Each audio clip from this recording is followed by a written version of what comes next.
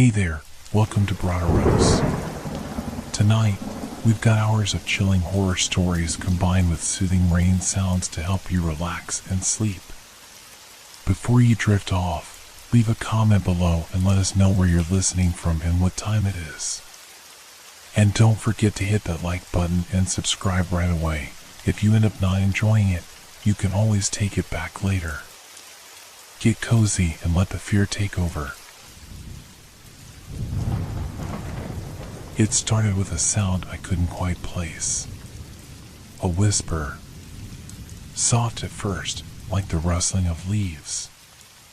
I shrugged it off, assuming it was just the wind creeping through the cracks in the old house. It was late, the kind of late when even the clocks seemed to hold their breath, waiting for something to happen.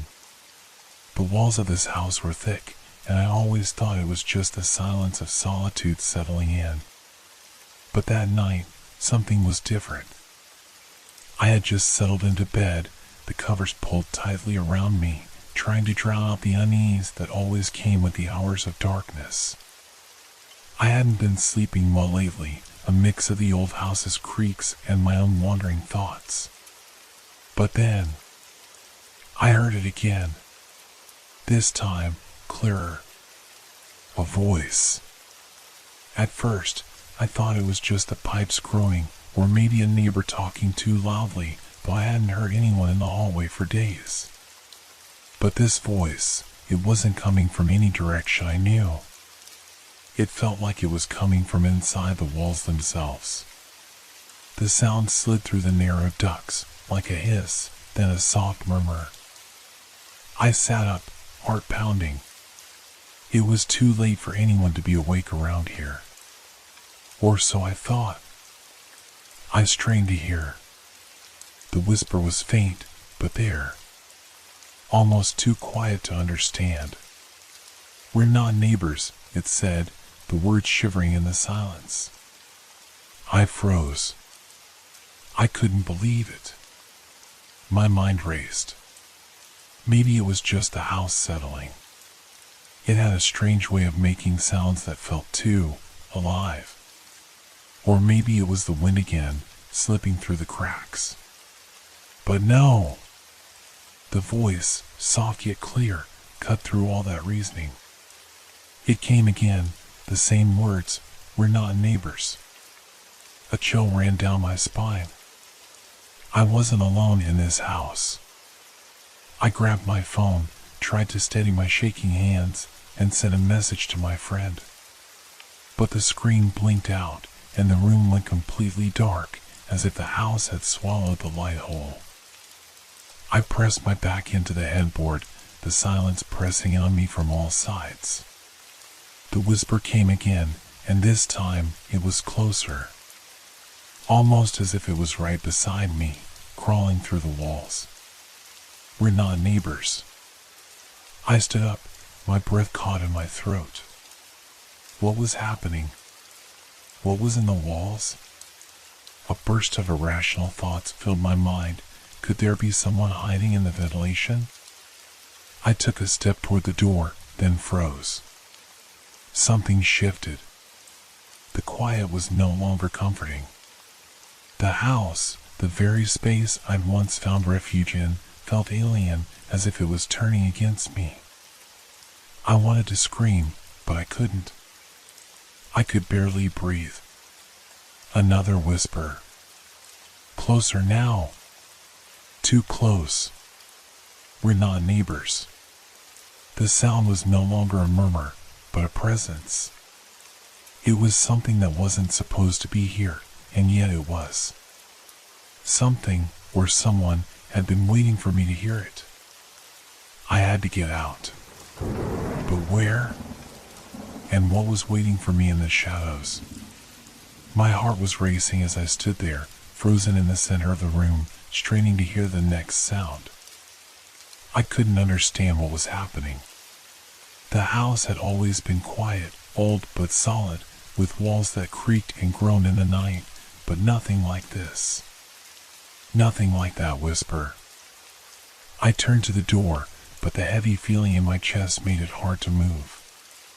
The floorboards creaked beneath my feet as I walked slowly, my breath shallow, every step echoing too loudly in the stillness. The house felt wrong, warped, like it was twisting around me, warping into something I didn't recognize. The whisper came again. "We're not neighbors." I stopped in my tracks. It wasn't just a voice now. It was something else, something that was alive, something that could move, shift, and crawl through the walls. The words didn't seem to come from a place or person I could pinpoint.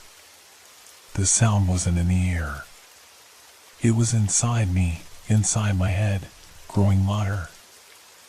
I pressed my hands to my ears, trying to block it out, but the sound felt like it was coming from the very core of the house itself. I backed away from the door, my pulse pounding in my throat. The house was quiet again, almost too quiet. I thought I might be imagining things. It wasn't impossible. The stress of the past few months had already been wearing me thin. The isolation was beginning to get to me. The house itself seemed to weigh heavier with each passing day. But then I heard it again. Clearer this time. "We're not neighbors." My stomach twisted. It was so close. Too close. I turned towards the vent in the corner of the room where the sound seemed to be coming from. The old metal grate was bent slightly, the edges rusted from years of neglect. But it was the only thing that seemed to make sense. I approached it cautiously, my hands trembling as I touched the cold metal. A chill ran through me. I knelt down, trying to peer through the slats of the vent. The shadows inside seemed to shift, warping as if something were moving in the dark space behind it. I could hear something faint, a skittering sound, like claws on metal, or maybe a rat. But it didn't feel like a rat. It felt wrong. It was too deliberate, too coordinated. The whisper came again, louder, now unmistakable. "We're not neighbors."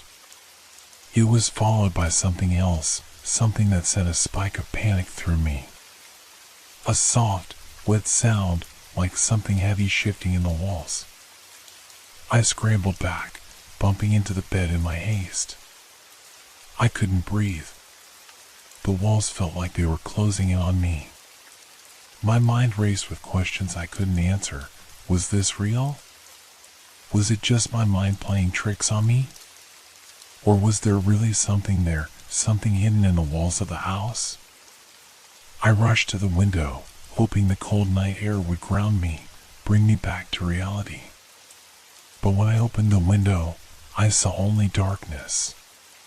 No stars, no moon, just an endless, thick blackness that stretched on forever. The silence was suffocating. My breath came out in ragged gasps. I wanted to run. But to where? I turned back to the vent. The whispering had stopped, but now the air felt heavier, thick with something unspoken. I thought I saw movement inside the vent, a dark shape, just out of view. My stomach churned. It wasn't just a sound anymore. It was a presence. Something was there, watching me from inside the walls. A feeling of dread washed over me. I wasn't alone. I was being watched. I needed to leave. I needed to get out of this house before whatever was in the walls found me. But I couldn't move. The door, the hallway, it all felt too far away, too distant. The whisper came again, softer this time, almost like it was right behind me. "We're not neighbors." I turned, my body frozen in terror. The shadows in the room seemed to shift, as if something was in the corner of my vision, just beyond reach. I couldn't see it, but I felt it. And then, as if answering my thoughts, the vent rattled. The sound was sharp, jarring, like something inside had just shifted, something too large to be trapped in such a confined space.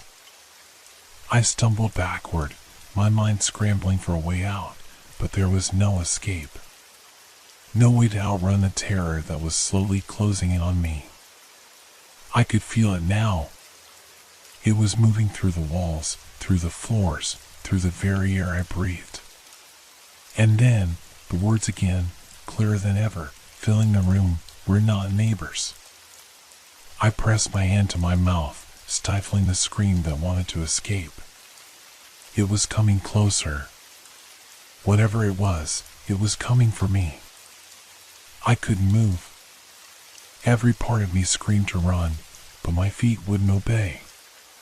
My mind was trapped in a haze of fear, each breath coming quicker than the last, sharp and ragged. I stared at the vent as if it might open and swallow me whole. The rattle had stopped, but the air in the room felt thick with something I couldn't see, but could feel. I tried to convince myself that it was just my imagination, the house settling, the wind making strange noises through the pipes. But every rational thought slipped through my fingers like water.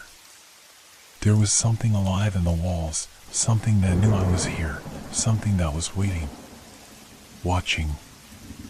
I stood there in the center of the room, trying to breathe, trying to stay calm. But the whispers kept coming, more frequently now, like they were multiplying, coming from different corners of the room, weaving in and out of my mind. "We're not neighbors." The words slithered into my thoughts, cold and relentless. I felt a strange pressure on my chest, as if the very air was pressing down on me. My eyes darted around the room, searching for something, anything, that could explain this, but there was nothing. The darkness was absolute. I turned towards the door, my only escape. But as I moved, I heard it again. That noise. The scraping. The sound of something scratching against metal. But it wasn't coming from the vent anymore. No. This sound was different, closer. It was coming from behind the walls. My heart skipped a beat. The walls themselves felt like they were breathing, shifting in slow, deliberate movements. The scratching was followed by a wet, slithering sound, like something large, something living, was pushing its way through the plaster, through the beams. I could hear it, but I couldn't see it. The room felt like it was closing in on me, shrinking with every second. I had to leave. But as I moved toward the door, the air grew colder, a sharp chill creeping in from the edges of the room. The whispers grew louder until they were no longer soft, but almost a growl, like something hungry. "We're not neighbors," it hissed again, only this time, the voice was different. It wasn't a whisper anymore. It was sharp, filled with malice, almost as if it was mocking me, daring me to deny it. I could feel my skin crawl. It was too much, too real. Whatever was in the walls was here, with me. It was alive. The shadows in the room began to move, stretching unnaturally, reaching out from the corners. The darkness itself seemed to grow, pressing in from every direction. I couldn't see where it ended and the room began. Everything felt wrong, like I was no longer in my own house, but in some twisted reflection of it, where the rules of reality no longer applied. I turned back to the vent, my eyes drawn to it, unable to look away. There was movement behind it now, not just a rattling, but something more, something bigger. I could see the faintest outline of something large pressing against the thin metal, shifting, scraping against the edges, as if something was trying to break through from the other side. I felt my stomach turn. What was it? What was in the walls with me? I reached for the door handle, my hand trembling. But as I touched it, I felt the air shift again, as if something had entered the room, something unseen, but close, so close I could feel its presence at my back. I couldn't breathe. I couldn't move. Then I heard it. A deep, guttural growl, so low it rattled my bones. It came from the vent, from the walls, from everywhere. I turned around, my heart thundering in my chest. The shadows seemed to shift again, becoming something more, a figure, barely visible, outlined by the dark. It was tall, its limbs too long, its body twisted in ways that shouldn't be possible. It moved slowly, deliberately, dragging its body through the darkness like a predator stalking its prey. It stepped forward, and for the first time, I saw its face, or rather, the lack of it. Its features were obscured by a mass of shadows, but I could make out something that resembled a mouth, a jagged, two-eyed opening in the middle of its face. And from that dark hole came the same voice. "We're not neighbors." The words were no longer a whisper, but a roar, filling the room, vibrating through my very bones. It was here. It was real. And it was coming for me. I backed away, my legs finally moving, stumbling, but I didn't know where to go. The walls seemed to close in, and the door, my only way out, was so far away. I turned back to the figure, but it was already closer, its limbs twisting unnaturally as it crawled toward me, too fast, too fluid. The air was thick with its presence, choking me, suffocating me. I couldn't think. I couldn't breathe. I had to get away. But there was no escape. The shadows swallowed me whole. I don't know how long I stood there, frozen, my mind completely blank, but in that moment, time lost all meaning. The figure in the shadows moved closer. No, not moved, slithered, its body undulating in a way that defied all logic. It was too long, too thin, its limbs twisted at impossible angles. The face, or whatever it was that passed for a face, still remained a blur of darkness, but the gaping hole where a mouth should be, it seemed to widen as it inched closer. The air in the room became suffocating, thick with a presence I could feel pressing in from all sides. The growl echoed in my chest, vibrating deep inside my bones. The voice, its voice, was unmistakable. "We're not neighbors." It didn't just speak, it felt its words. They invaded my mind, digging into the deepest corners of my thoughts. My body shook violently, not from cold, but from fear. I couldn't breathe, couldn't move. I was trapped in the room with this thing, this presence, and every fiber of my being screamed for escape. I managed to take a step back, then another, each movement awkward and jerky, my legs weak with terror. The door. I had to reach the door. My mind couldn't think of anything else. I had to get out. But the figure didn't allow me the luxury of running. It was too close now. I could feel its presence, like a pressure pressing against my chest, pushing me back, filling the room with its oppressive weight. It was closer than I could comprehend. It moved faster, its long limbs stretching out toward me, unnatural and fluid, like it was part of the dark itself.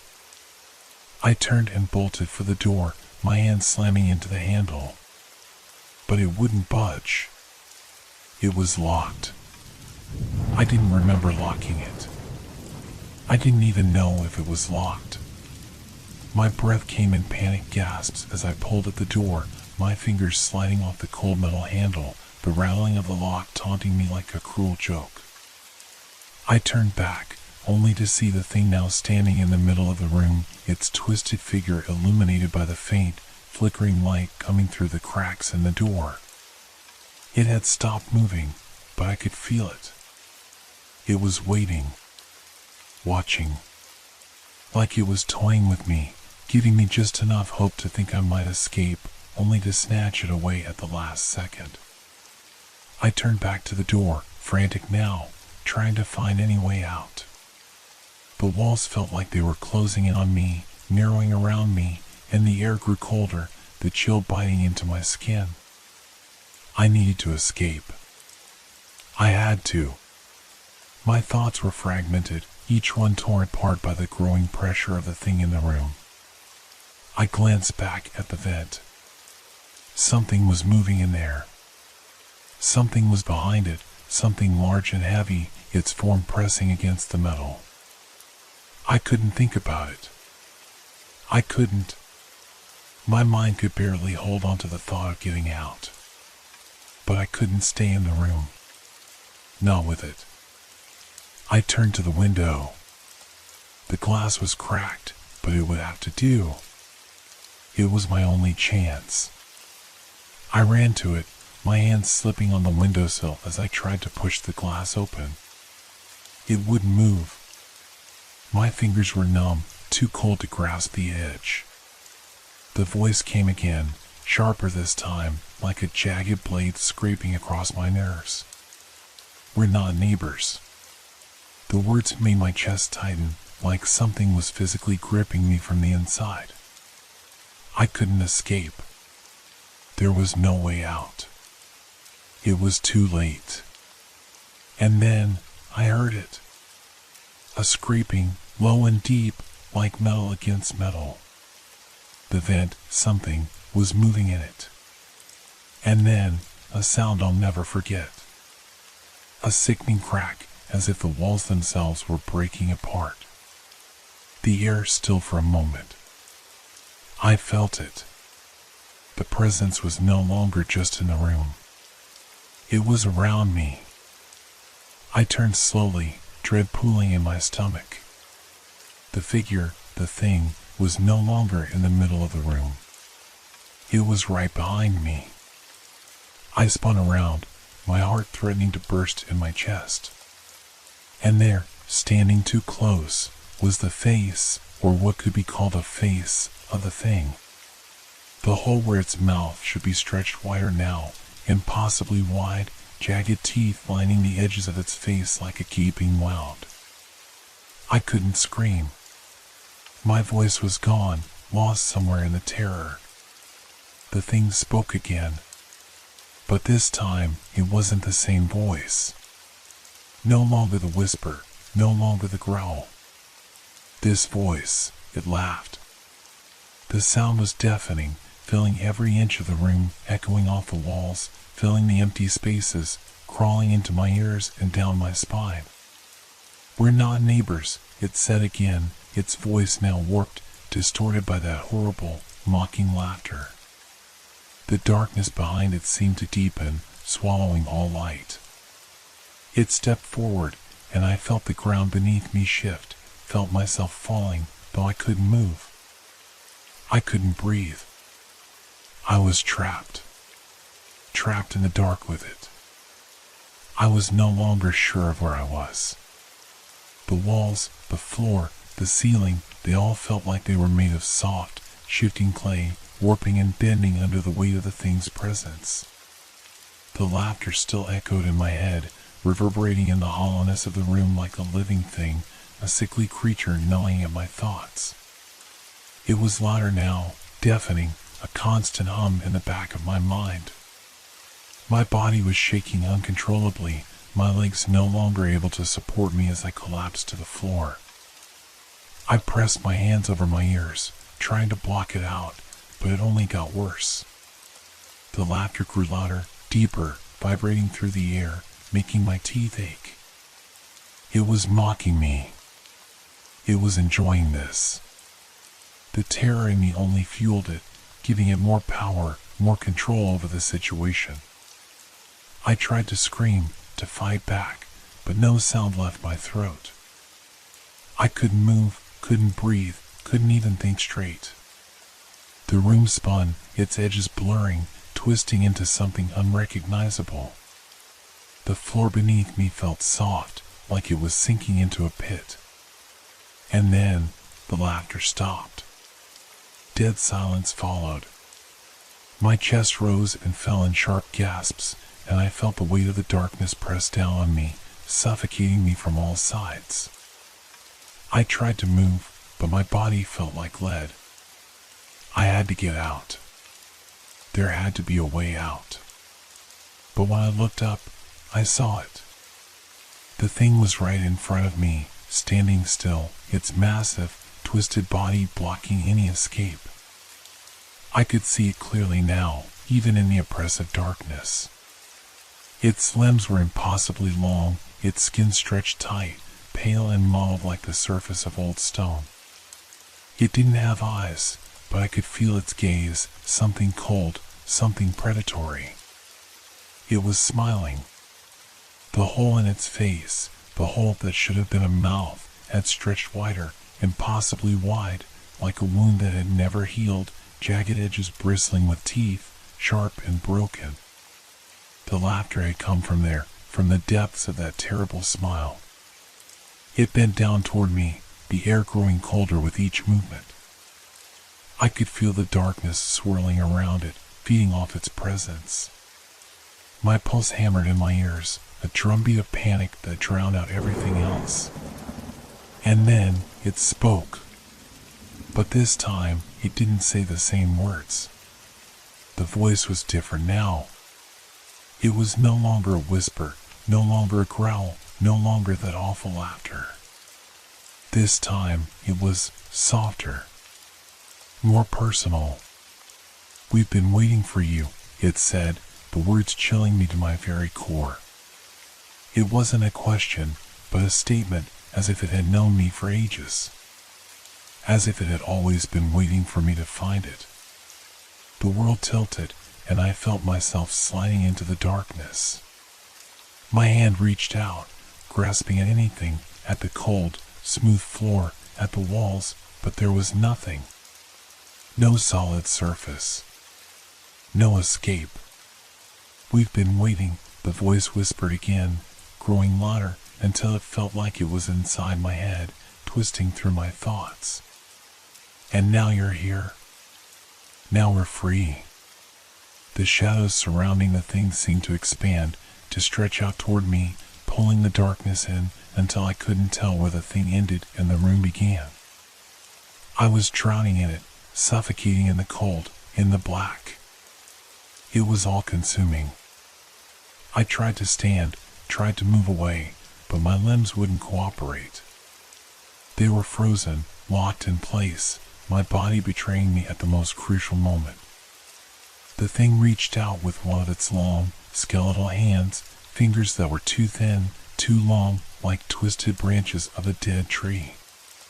It hovered over me for a moment, almost tender, before it brushed against my face. I couldn't stop the shudder that ran through me. Its touch was icy, like death itself. The cold spread through my skin, into my bones, numbing me, filling me with something that wasn't just fear, it was dread. A deep, unshakable knowledge that there was no escaping this thing. "We've been waiting," it repeated, its voice now a caress, cold and loving, like the embrace of an old friend. "And you found us." The darkness closed in. The last thing I heard, before everything went completely still, was its voice, soft and final. "Goodbye." And then, nothing. The room, the house, everything was silent. No more whispers. No more growls. No more scraping. It was as though nothing had ever happened. No presence. No shadow. Nothing in the walls. But the air felt wrong. There was something off. And when I stepped outside, the night felt too quiet, too empty. I could hear nothing but the wind, like a distant memory. And yet, as I looked at the doorknob was slightly bent, the faintest crack running through the wood.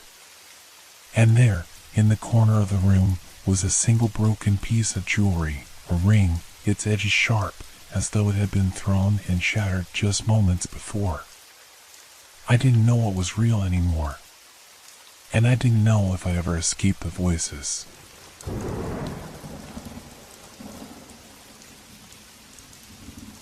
It was the kind of evening where everything felt too quiet. The streets were deserted, save for the occasional rustle of wind through the trees. The sky had that dim, fading orange hue from the last traces of sunlight, and the streetlights flickered on one by one as the darkness grew. It should have been a calm walk home, the usual stroll I had taken 100 times before, but tonight, something felt off. I couldn't explain it. It was just a nagging sensation, like someone was watching me, though the street was completely empty. The sound of my footsteps echoed too loudly in the silence, and the further I walked, the more that feeling intensified. As I passed the corner, something caught my eye. There was a man standing at the intersection. He was out of place. It wasn't that he was strange in appearance. He was tall, dressed in a coat that looked a little too formal for the time of day, but it was the fact that he wasn't moving.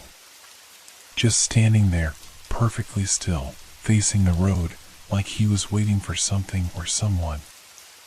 I tried not to stare, but something compelled me to look again. As I took another step, the unease settled deeper in my stomach.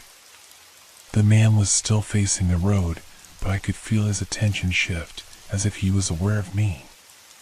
His posture didn't change, yet I knew he was looking at me. But how could he be? There was something wrong. Something about the way he was standing. I took a few more steps, almost against my will, and then it happened. A feeling of coldness swept through me. My eyes locked onto him again, and in that split second, I realized he had no face. Where a face should have been, there was just smooth, featureless skin. No eyes, no nose, no mouth. Just blank. He was staring right at me, or at least I thought he was, though his face was as empty as the space behind his eyes. My breath caught in my throat. For a moment, I thought it was just my mind playing tricks on me. The darkness had settled deeper, and perhaps I was seeing things in the shadows.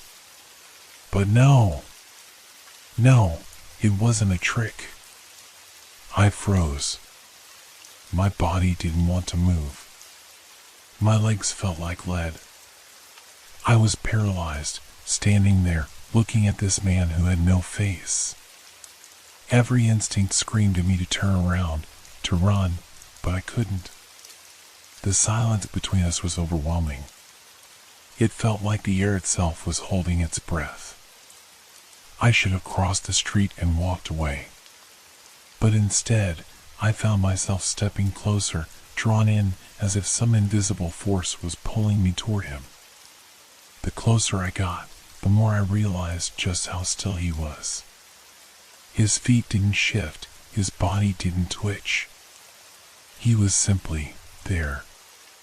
And yet, it felt like he wasn't just waiting for something. He was waiting for me. I was just a few paces away now. My heart was pounding in my chest, and my legs felt weak beneath me, but still, I couldn't tear my eyes away from his featureless face. There was no sound, no movement, just an overwhelming sense of wrongness that grew with every step. And then, just as I was about to pass him, I heard it. A voice. It wasn't a voice from him, not directly. It was a whisper, just behind my ear, as if it was coming from the very air around me. It was soft, barely a murmur, but clear enough to make my blood run cold. Don't look away. My stomach churned. The words made no sense.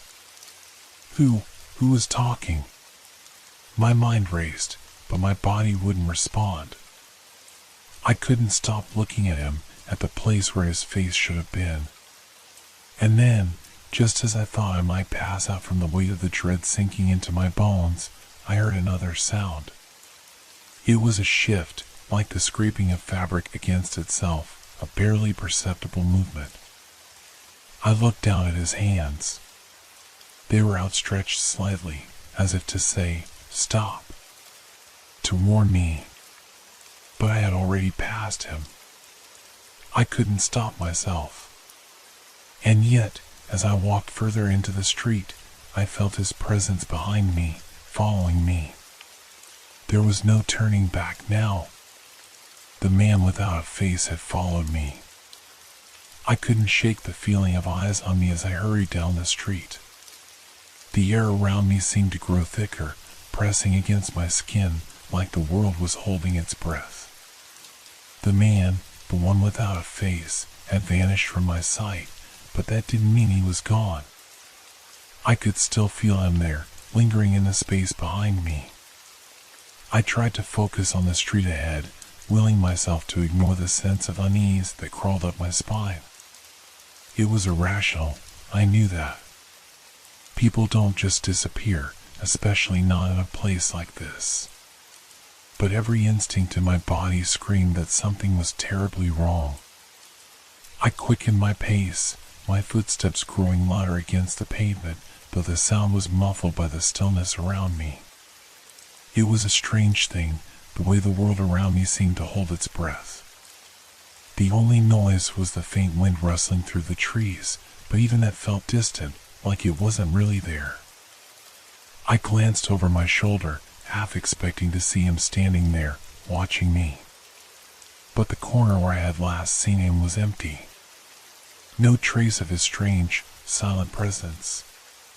But the sense of being followed didn't go away. It only deepened.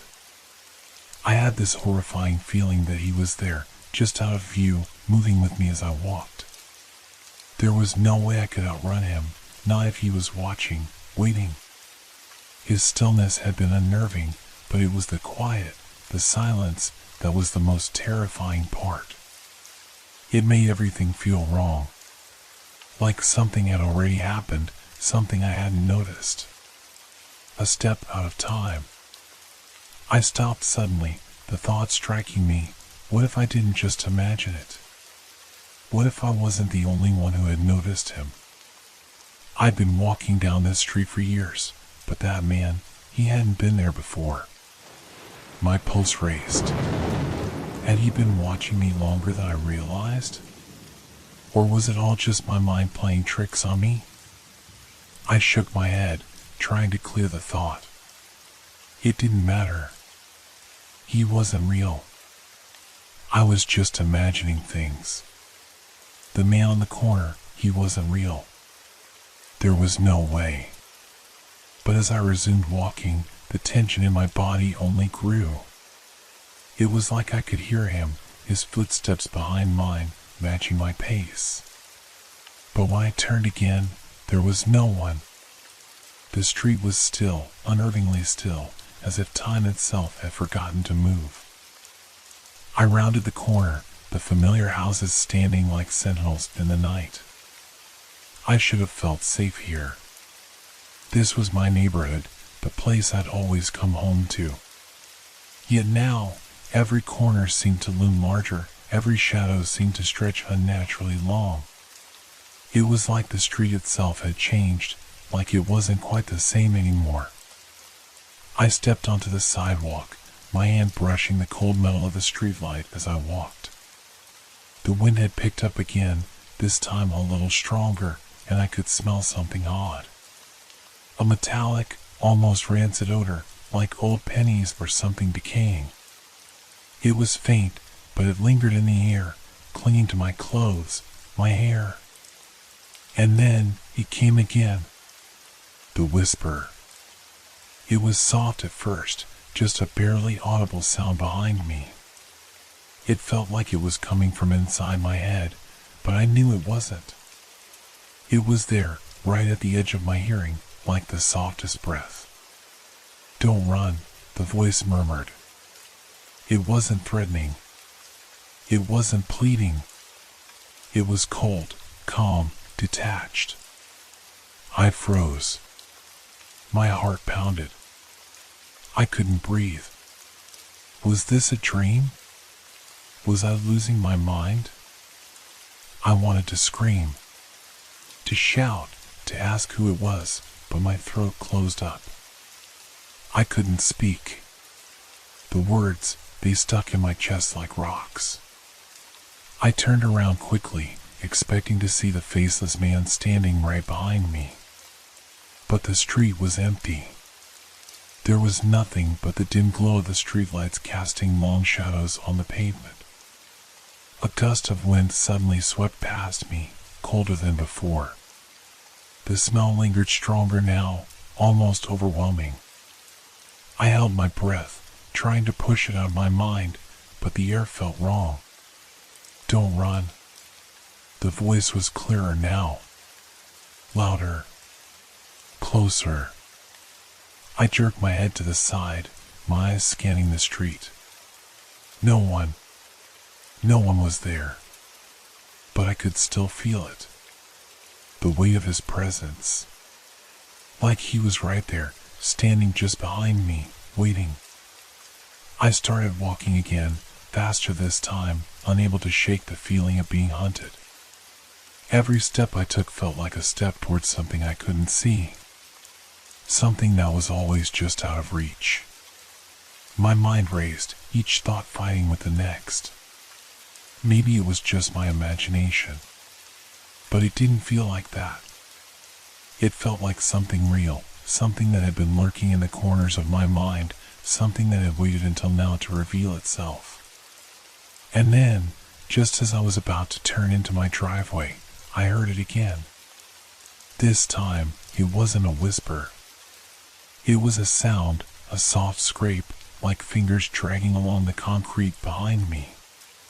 My blood ran cold. I spun around. The street was still empty. But there, on the sidewalk just in front of me, was a single footprint imprinted in the wet earth. It was fresh. The footprint. It was impossible. The ground had been dry just moments ago, the pavement smooth and even. I could still feel the dampness under my shoes, but the earth beneath it seemed disturbed, as though something had pressed against it. My heart thudded in my chest as I stared at the mark, barely breathing. The print wasn't deep, but it was distinct, almost too perfect. The outline of a boot, the heel, the arch, the toe, like someone had stood there for just a moment before moving away. I looked up quickly, half expecting to see the faceless man standing right in front of me. But again, the street was empty, still as death. The light from the street lamp flickered slightly, casting long, distorted shadows across the sidewalk. I'm losing it, I thought, trying to convince myself. But the pit in my stomach told me something was horribly wrong. This wasn't just in my head. This was real. And whoever, or whatever, had left that footprint was still here. I took a step back, my foot crunching against the small gravel that lined the edge of the sidewalk. The sound echoed through the stillness, louder than it should have been. Too loud. The wind picked up again, but this time it felt colder, sharper. My skin prickled. I wrapped my arms around myself, trying to ward off the chill creeping up my spine, but it didn't help. The air was suffocating. I turned and hurried up my driveway, glancing over my shoulder with every step. The street was deserted. Yet I could feel it. The weight of something just beyond the edge of my vision. Watching me. Waiting.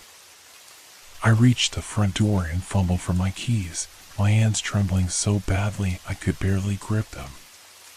The door creaked open, and I slipped inside, slamming it shut behind me, locking it with a frantic twist of the deadbolt. I leaned against the door, chest heaving, trying to steady my breath. My mind raced, every thought tangled with the next. What was happening to me? Why had I seen that man? Why was he following me? The whispers, the footprints, they didn't make sense. I glanced around the dim hallway, the familiar surroundings doing little to calm my nerves. The house felt strangely quiet, even though I knew the hum of the refrigerator and the distant murmur of traffic should have filled the air. Instead, the silence was oppressive, almost suffocating. I stepped further inside, trying to shake the feeling that something was lurking in the shadows. The hallway stretched out before me, leading to the living room and then to the kitchen. But something was off. The space felt different. The walls felt closer. The air felt thicker, as though the house was closing in on me. I heard it before I saw it. A faint sound, barely audible, like something dragging across the floor. I froze. It was coming from the kitchen. My mind screamed at me to run, to get out of the house and never look back.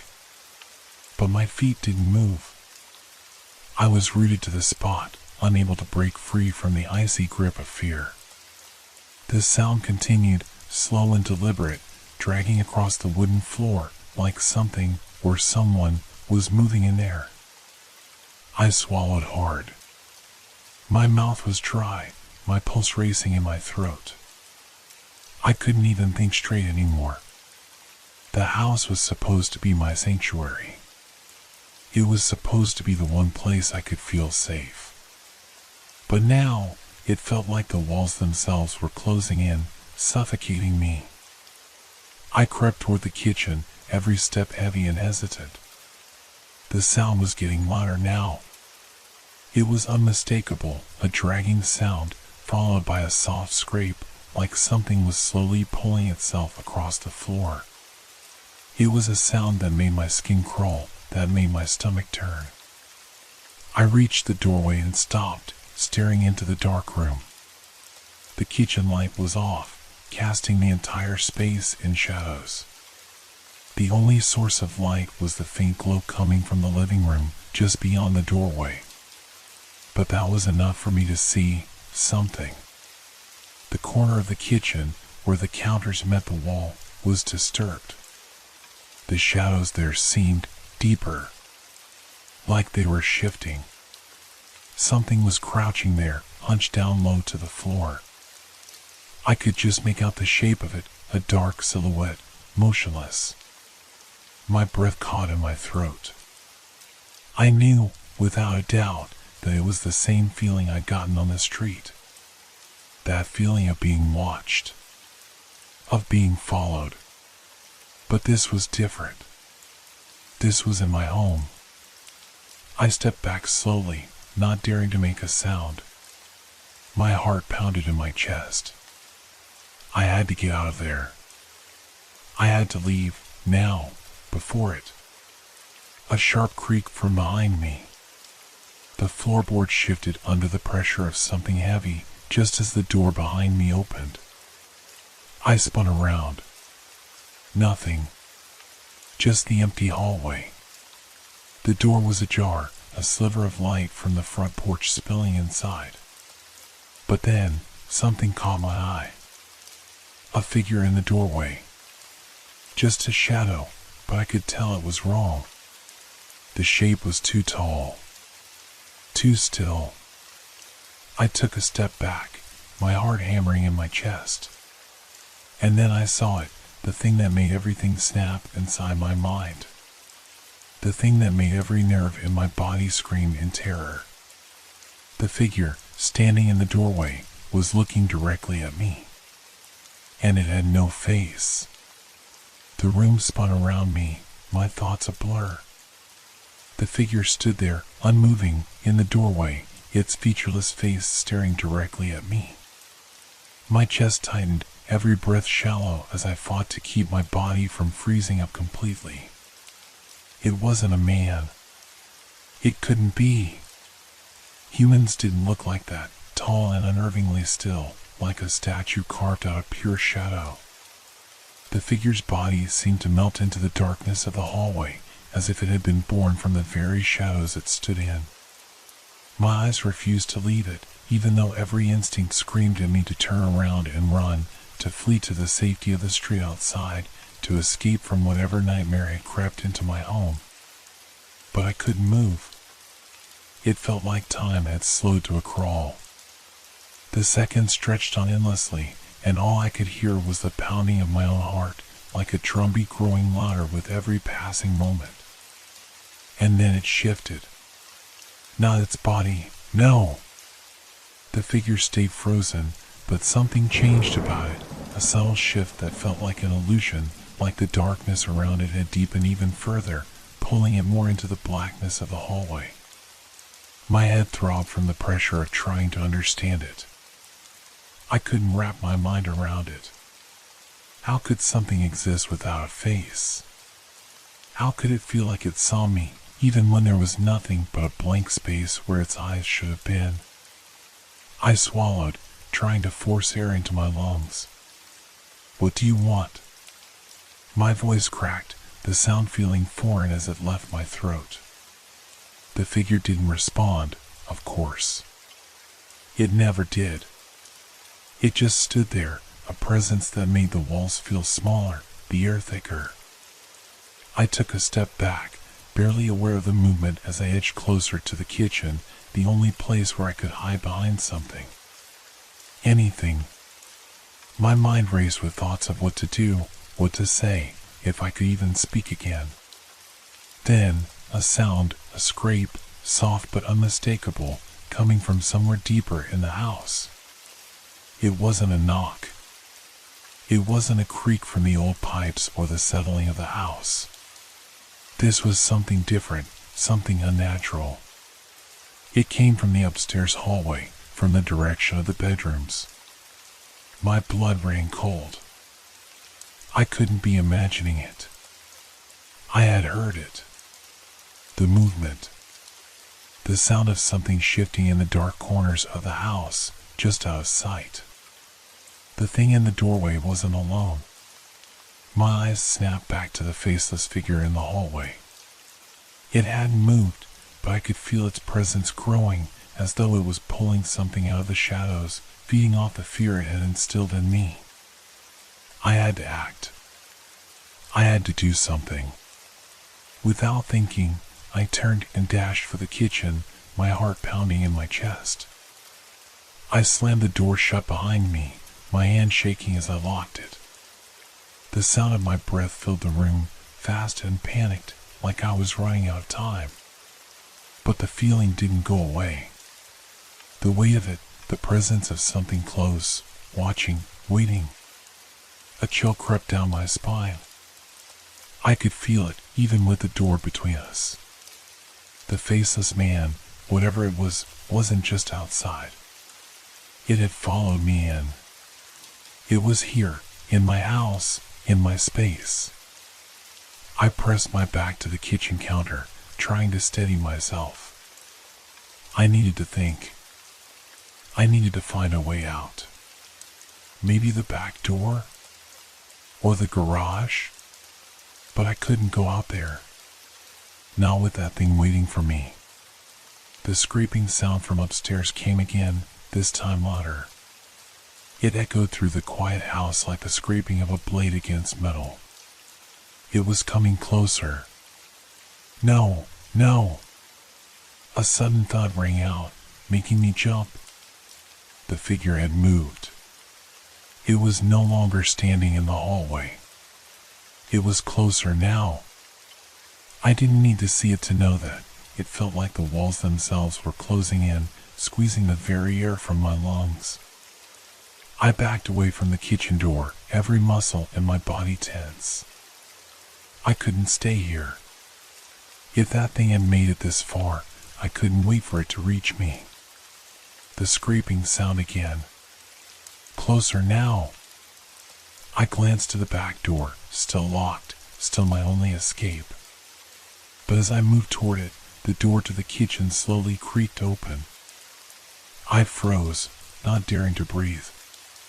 A whisper, low and almost inaudible, drifted into the room from beyond the door. It wasn't the soft scraping sound anymore. It was a voice. "You're not alone." My body stiffened. The voice was raspy, as if it had traveled through miles of darkness to reach me. It was a voice that shouldn't have been there, speaking from the very shadows. It was coming for me. The room suddenly felt impossibly small. I couldn't escape. My legs were locked in place, my feet glued to the floor. I couldn't even scream. The air around me grew thick, suffocating. I turned to face the back door, but before I could even touch the knob, I heard it again, a heavy breath, so close I could feel it against the back of my neck. Then, that unmistakable sound, the scrape of something hard dragging against the floor, this time right behind me. I spun around. And then, I saw it. A figure, that figure, standing just a few feet away from me, motionless, but unmistakably present. The face was still gone, but the shadow it cast seemed to pulse, like it was alive. It was closer than I ever imagined, and I felt the ground beneath me give way. The room, the house, everything began to spin. Reality and nightmare blurred together in that moment. The faceless man was here, and he wasn't alone. The darkness around me deepened, as if the very air was swallowing the light. My legs shook beneath me, unable to move, like they had turned to stone. My throat tightened, and I could feel the pulse of panic rushing through my veins, louder than the silence that surrounded me. Every breath was ragged, each exhale sharp as I fought against the suffocating terror. The figure, the faceless man, was no longer just standing there. He had moved closer, just a few feet away. It was as though he had glided forward without a single sound, slipping through the shadows like a phantom. His presence was oppressive, a weight on my chest that made it hard to breathe. I couldn't take my eyes off him. My gaze locked onto the place where his face should have been, but there was nothing there, only a smooth, featureless surface, like skin without texture, stretching over the empty void. His body was tall and thin, but there was an unsettling unnaturalness to the way he stood, as if he wasn't entirely real. It was as if he existed somewhere between dimensions, as if the space around him bent and warped. And then, without warning, the silence was broken by that voice again, that whisper. "You shouldn't be here."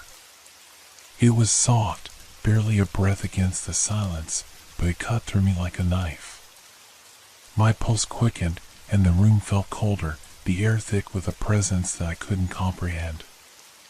My feet were frozen to the floor, but my mind screamed at me to run, to do something. Anything.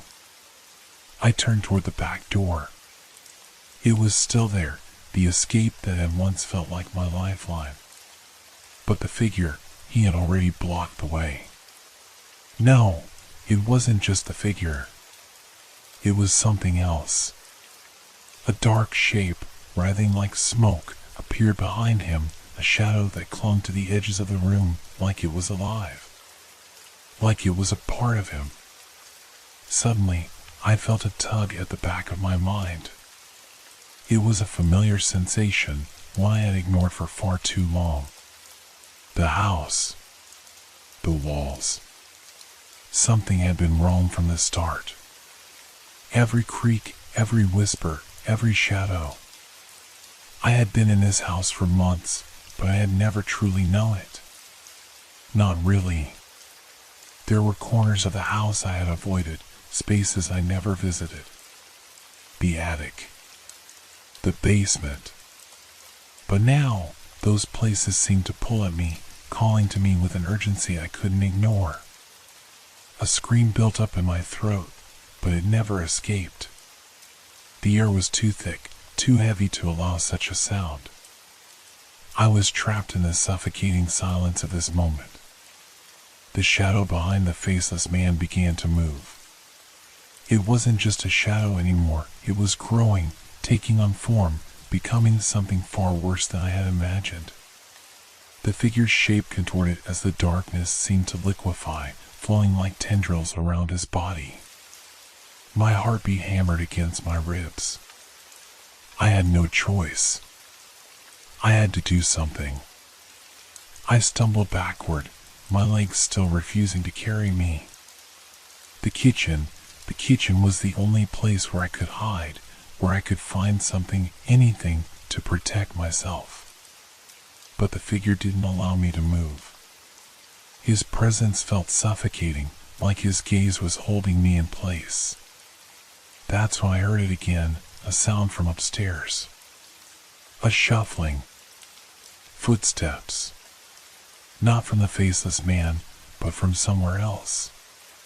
Somewhere above me.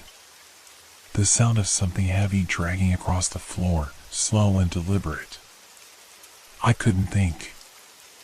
I couldn't process it. But my instincts kicked in.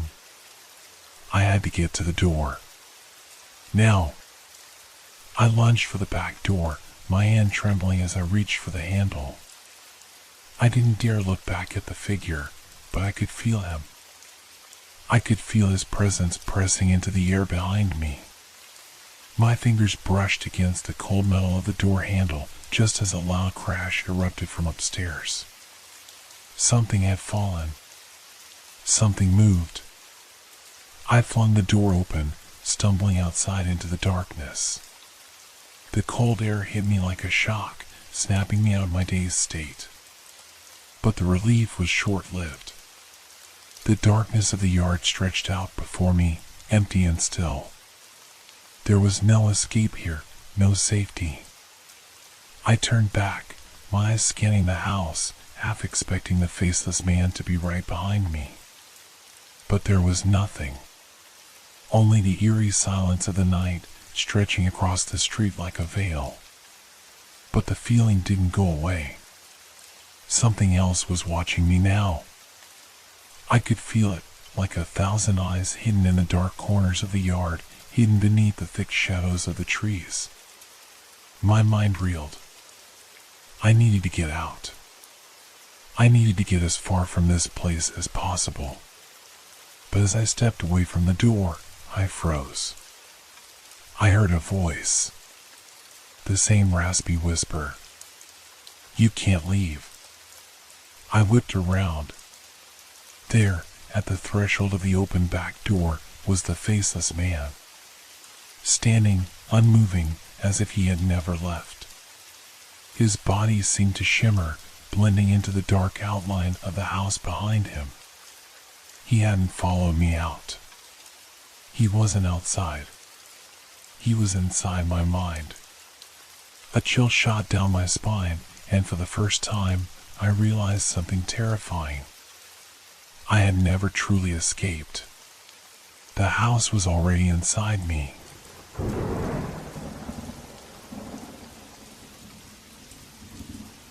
I woke up with a start. The first thing I noticed was the chill in the air. It wasn't unusual for the temperature to drop at night, but something about it felt off. The blankets were heavy, clinging to my body, and the room around me was silent. Too silent. My eyes darted around, taking in the dim shadows of the room, but nothing seemed out of place. The walls were familiar, the faint outline of my dresser in the corner, the moonlight filtering through the curtains. But then, I felt it. A touch. It wasn't my own hand. It was someone else's. Or something else's. Cold fingers brushed against my ankle, just above my foot. The sensation was light, almost gentle, but it sent a jolt of panic straight through me. I froze. My body refused to move as I tried to make sense of what was happening. I could feel the weight of my own breath as it caught in my throat. For a moment, I thought maybe it was just a dream. Maybe I had imagined it. But then it happened again. The fingers slid slowly up my calf, sending a shiver through my skin. They were so cold, like they didn't belong to a human. And they weren't mine. I blinked, my heart hammering against my chest, and looked down at my legs, desperately trying to understand what was going on. My hands, still lying perfectly still on top of the covers, did not move. I was wide awake. I couldn't have been dreaming. I pulled my legs back instinctively, but the sensation lingered. What was that? There was no one else in the room. I was alone. My mind raced to find an explanation. Could it have been the wind, the curtains brushing against my skin? No. This was different. The touch was deliberate, purposeful. I slowly shifted my weight, trying to sit up without disturbing the strange, cold sensation that still lingered. The room seemed to close in around me, like the walls were narrowing, the space becoming more suffocating by the second. The air was unnaturally still now, and it felt like I was waiting for something, though I wasn't sure what. My eyes darted to the door, the window. Nothing. No movement. The world outside my room seemed suspended in a strange kind of quiet. But I knew what I felt. I knew what had touched me. It wasn't my own hand. I slowly, carefully, reached for my leg, hesitating for a moment before I touched my ankle where I had felt the sensation. There was nothing there. No mark. No sign of anything having been there. But the cold still lingered. It was like it was embedded in my skin, chilling me from the inside out. I tried to tell myself it was just my mind playing tricks on me, that I was just tired, maybe stressed out from the past week. But as I looked around the room, the feeling grew stronger. There was something wrong. Something I couldn't explain. I couldn't shake the feeling that I wasn't alone. I sat there for what felt like an eternity, every muscle tense, every sound amplified in the suffocating silence. The house creaked with the usual night sounds, but they didn't seem so innocent now. Every shadow seemed to grow longer, and the corners of the room felt darker, somehow deeper. Then I heard it. A faint rustling, just behind me. It was soft, like the sound of fabric moving, quiet, deliberate. I spun around, my breath catching in my throat. There was nothing there. Just the bed, the dresser, the faint outline of my chair against the wall. Yet that noise, the rustling, had been unmistakable. I stared at the empty space in the room, trying to convince myself that it was just a figment of my imagination. But deep down, I knew it wasn't. I could still feel the cold touch on my leg. The weight of it pressed against me, as if the presence that had been there was still waiting. Watching. A new feeling settled in the pit of my stomach, unease. A creeping sensation that wrapped itself around my chest and tightened. I couldn't explain it. I couldn't make sense of what was happening. But I had to find out. I had to know. I swung my legs over the edge of the bed, my feet landing on the cold hardwood floor with a soft thud. I reached for the light switch beside the bed, flicking it on. The room flooded with harsh, artificial light, but somehow it didn't make the shadows go away. They only seemed more pronounced now, as if the light was pushing them into corners, hiding them in the places where I couldn't see. I stood there for a moment, unsure of what to do next. Should I check the door? The closet? The window? I took a few slow steps toward the door, my heart pounding. Then, I stopped. I could feel it again. That presence. It was behind me.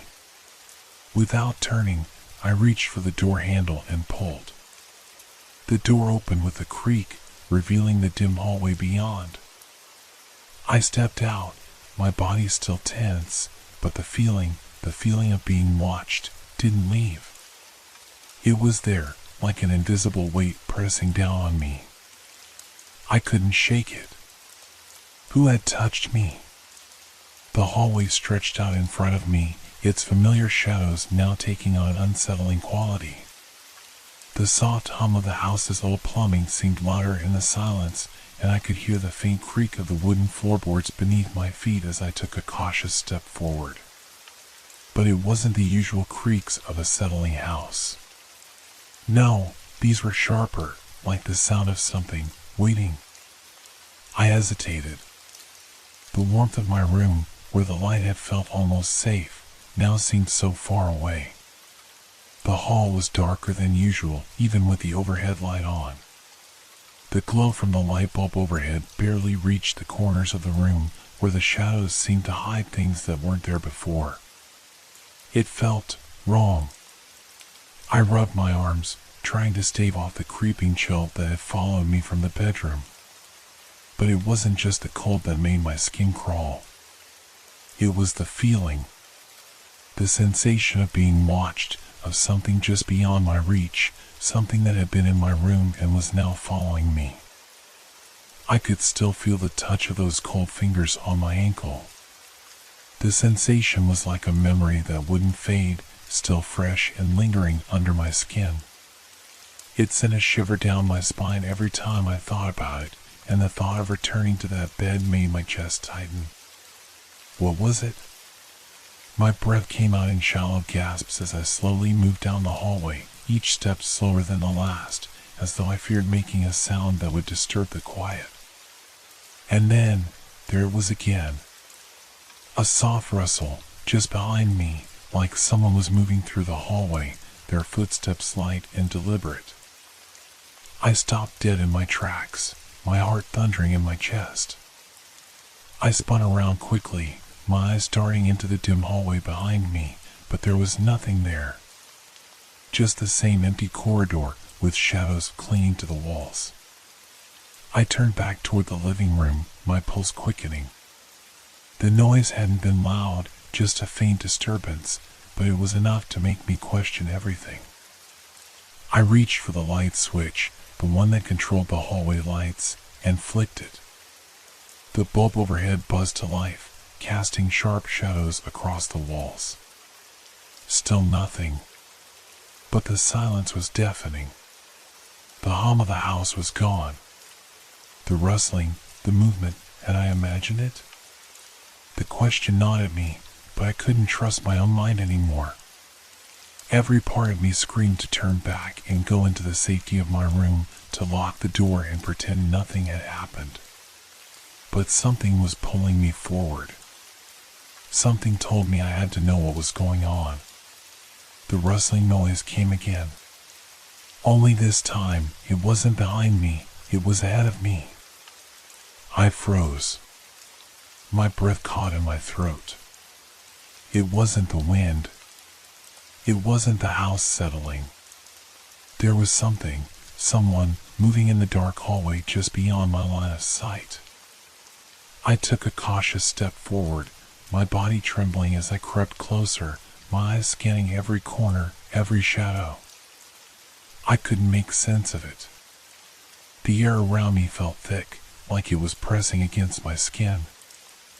I reached the end of the hallway, the space where the living room opened up to.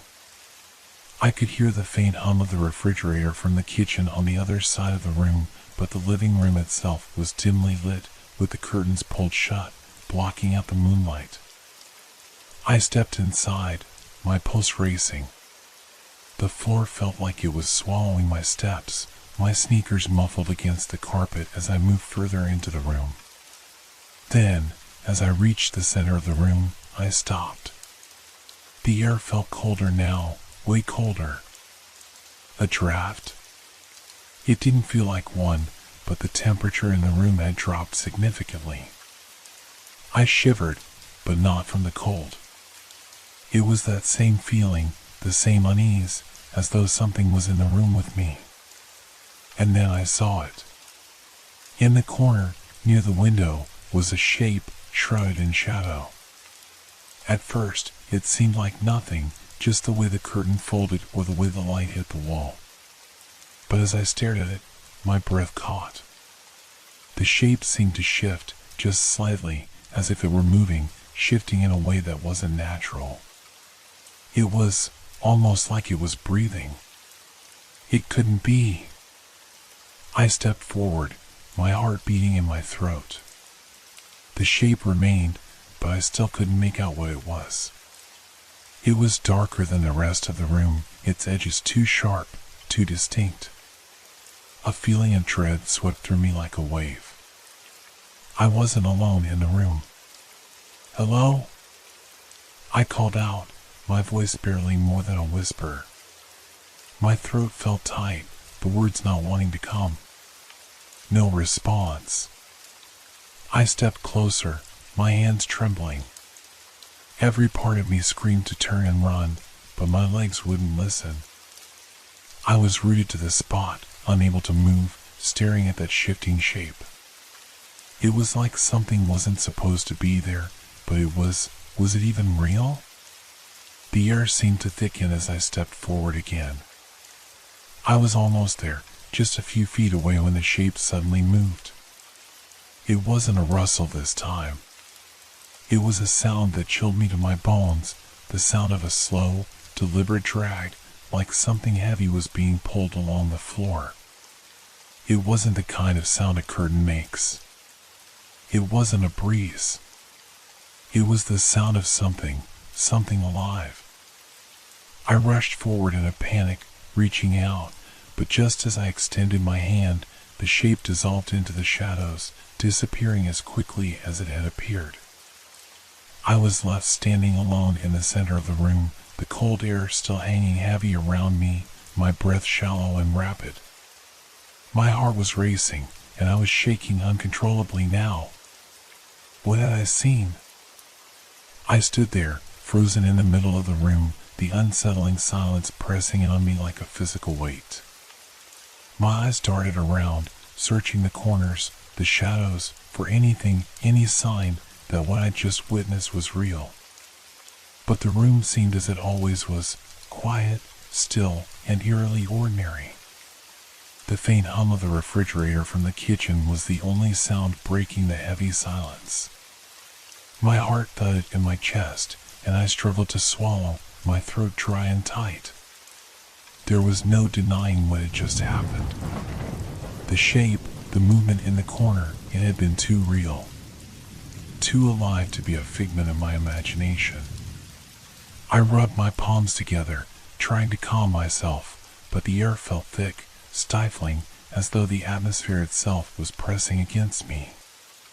My hands felt clammy, and when I glanced down, I saw my fingers were trembling. It was hard to shake the feeling that something was watching me. But when I turned, there was nothing. The room was empty.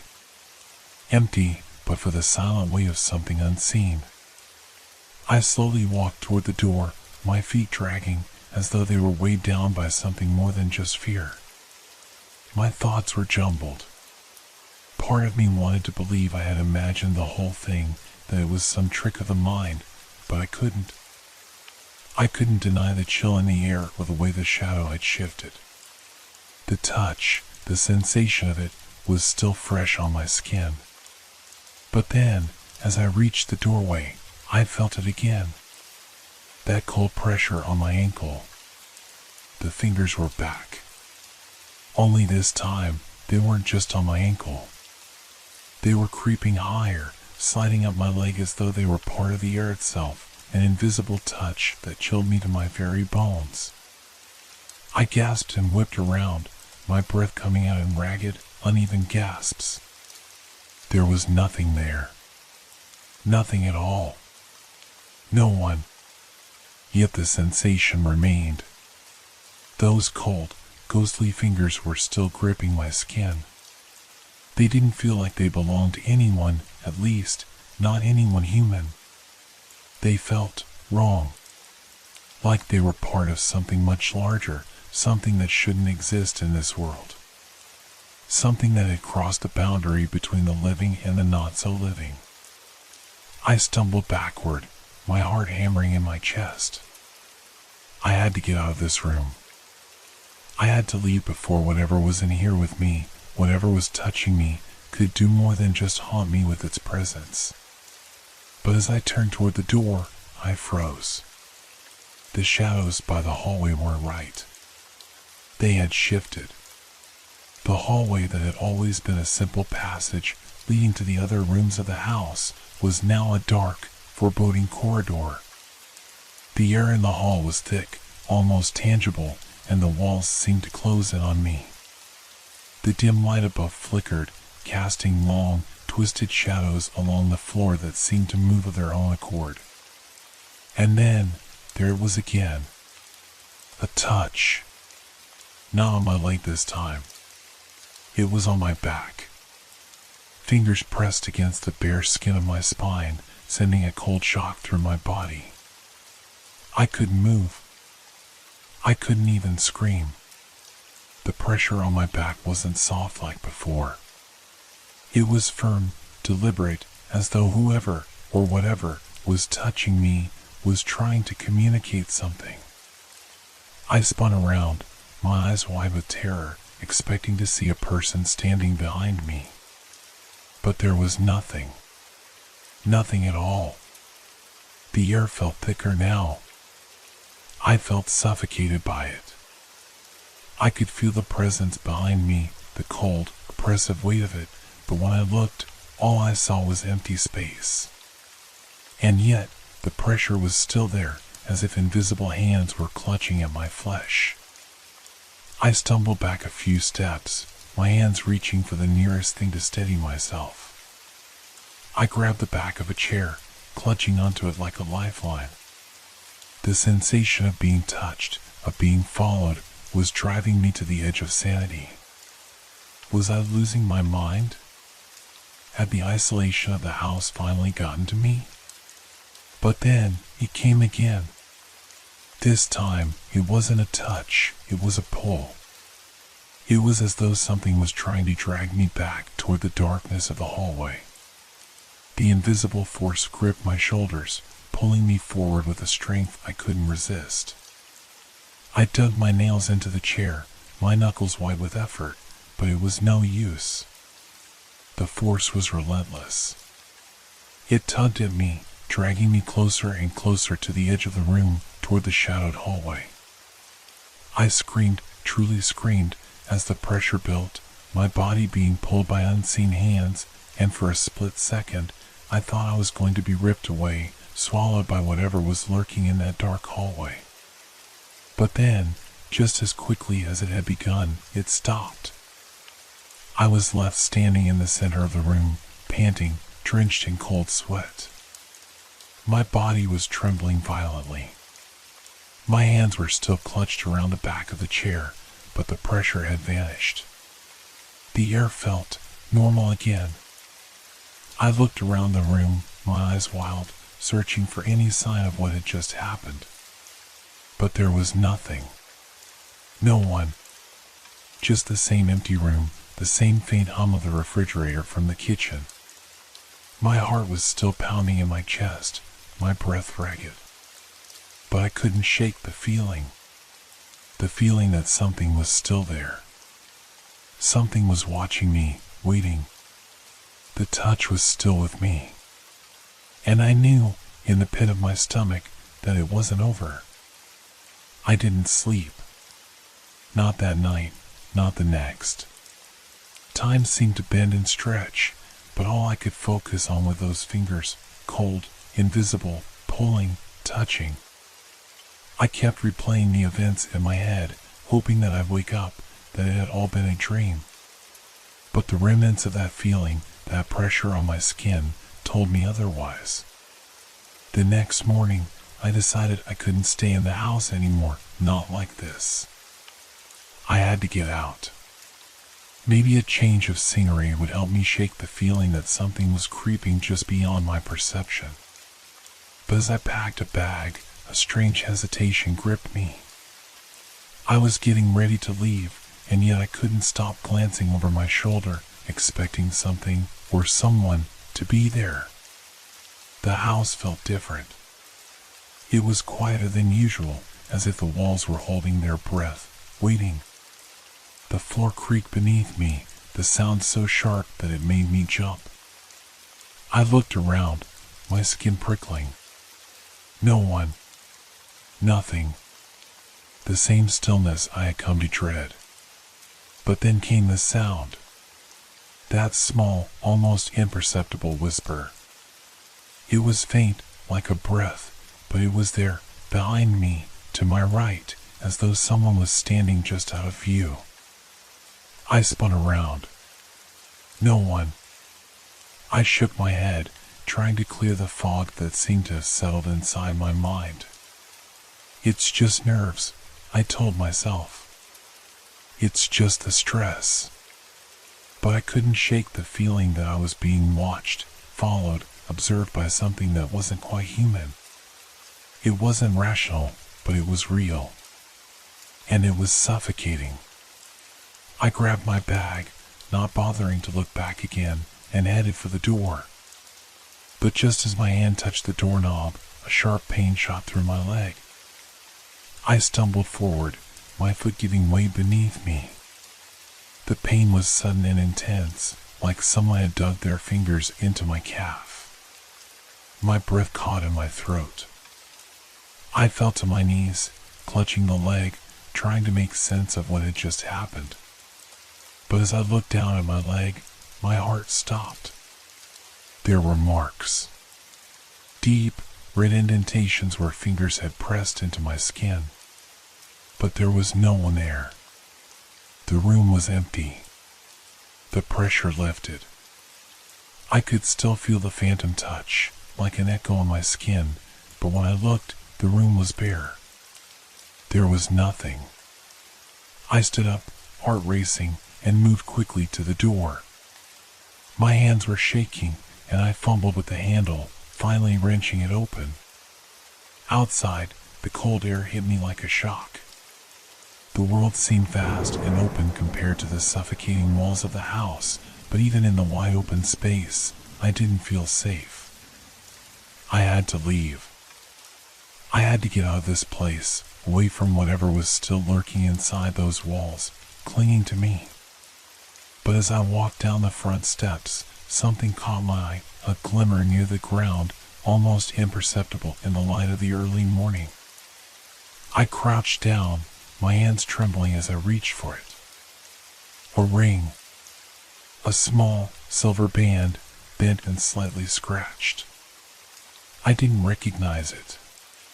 But there was something familiar about it. Something wrong.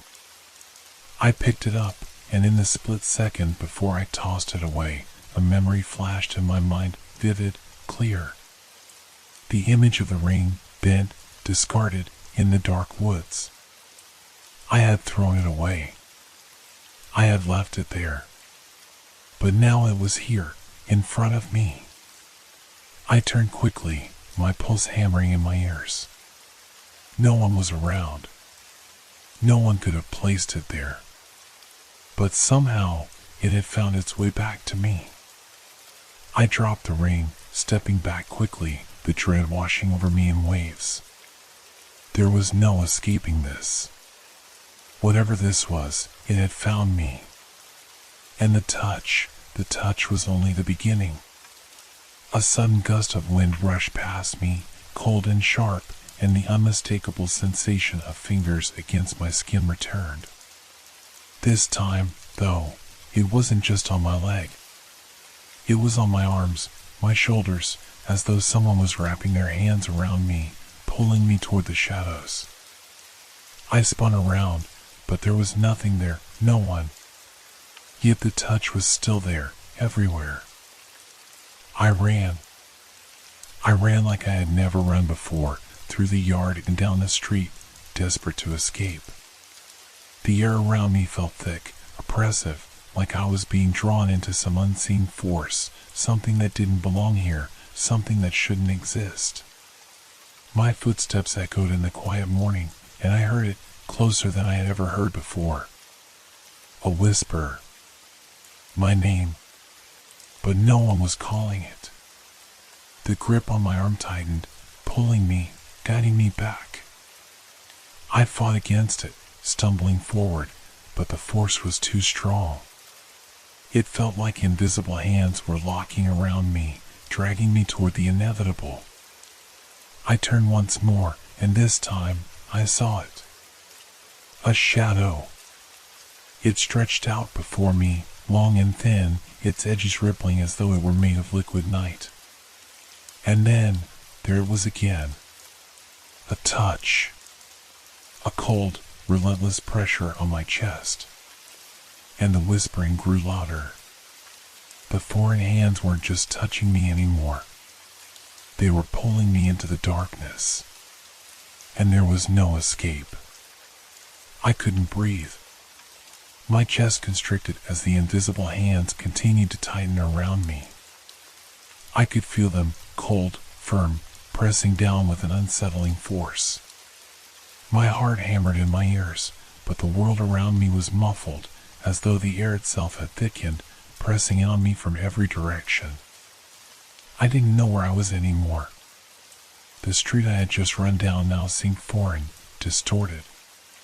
The familiar houses looked warped, like twisted reflections in a cracked mirror. The ground beneath me shifted, turning soft, as if I were walking on sand.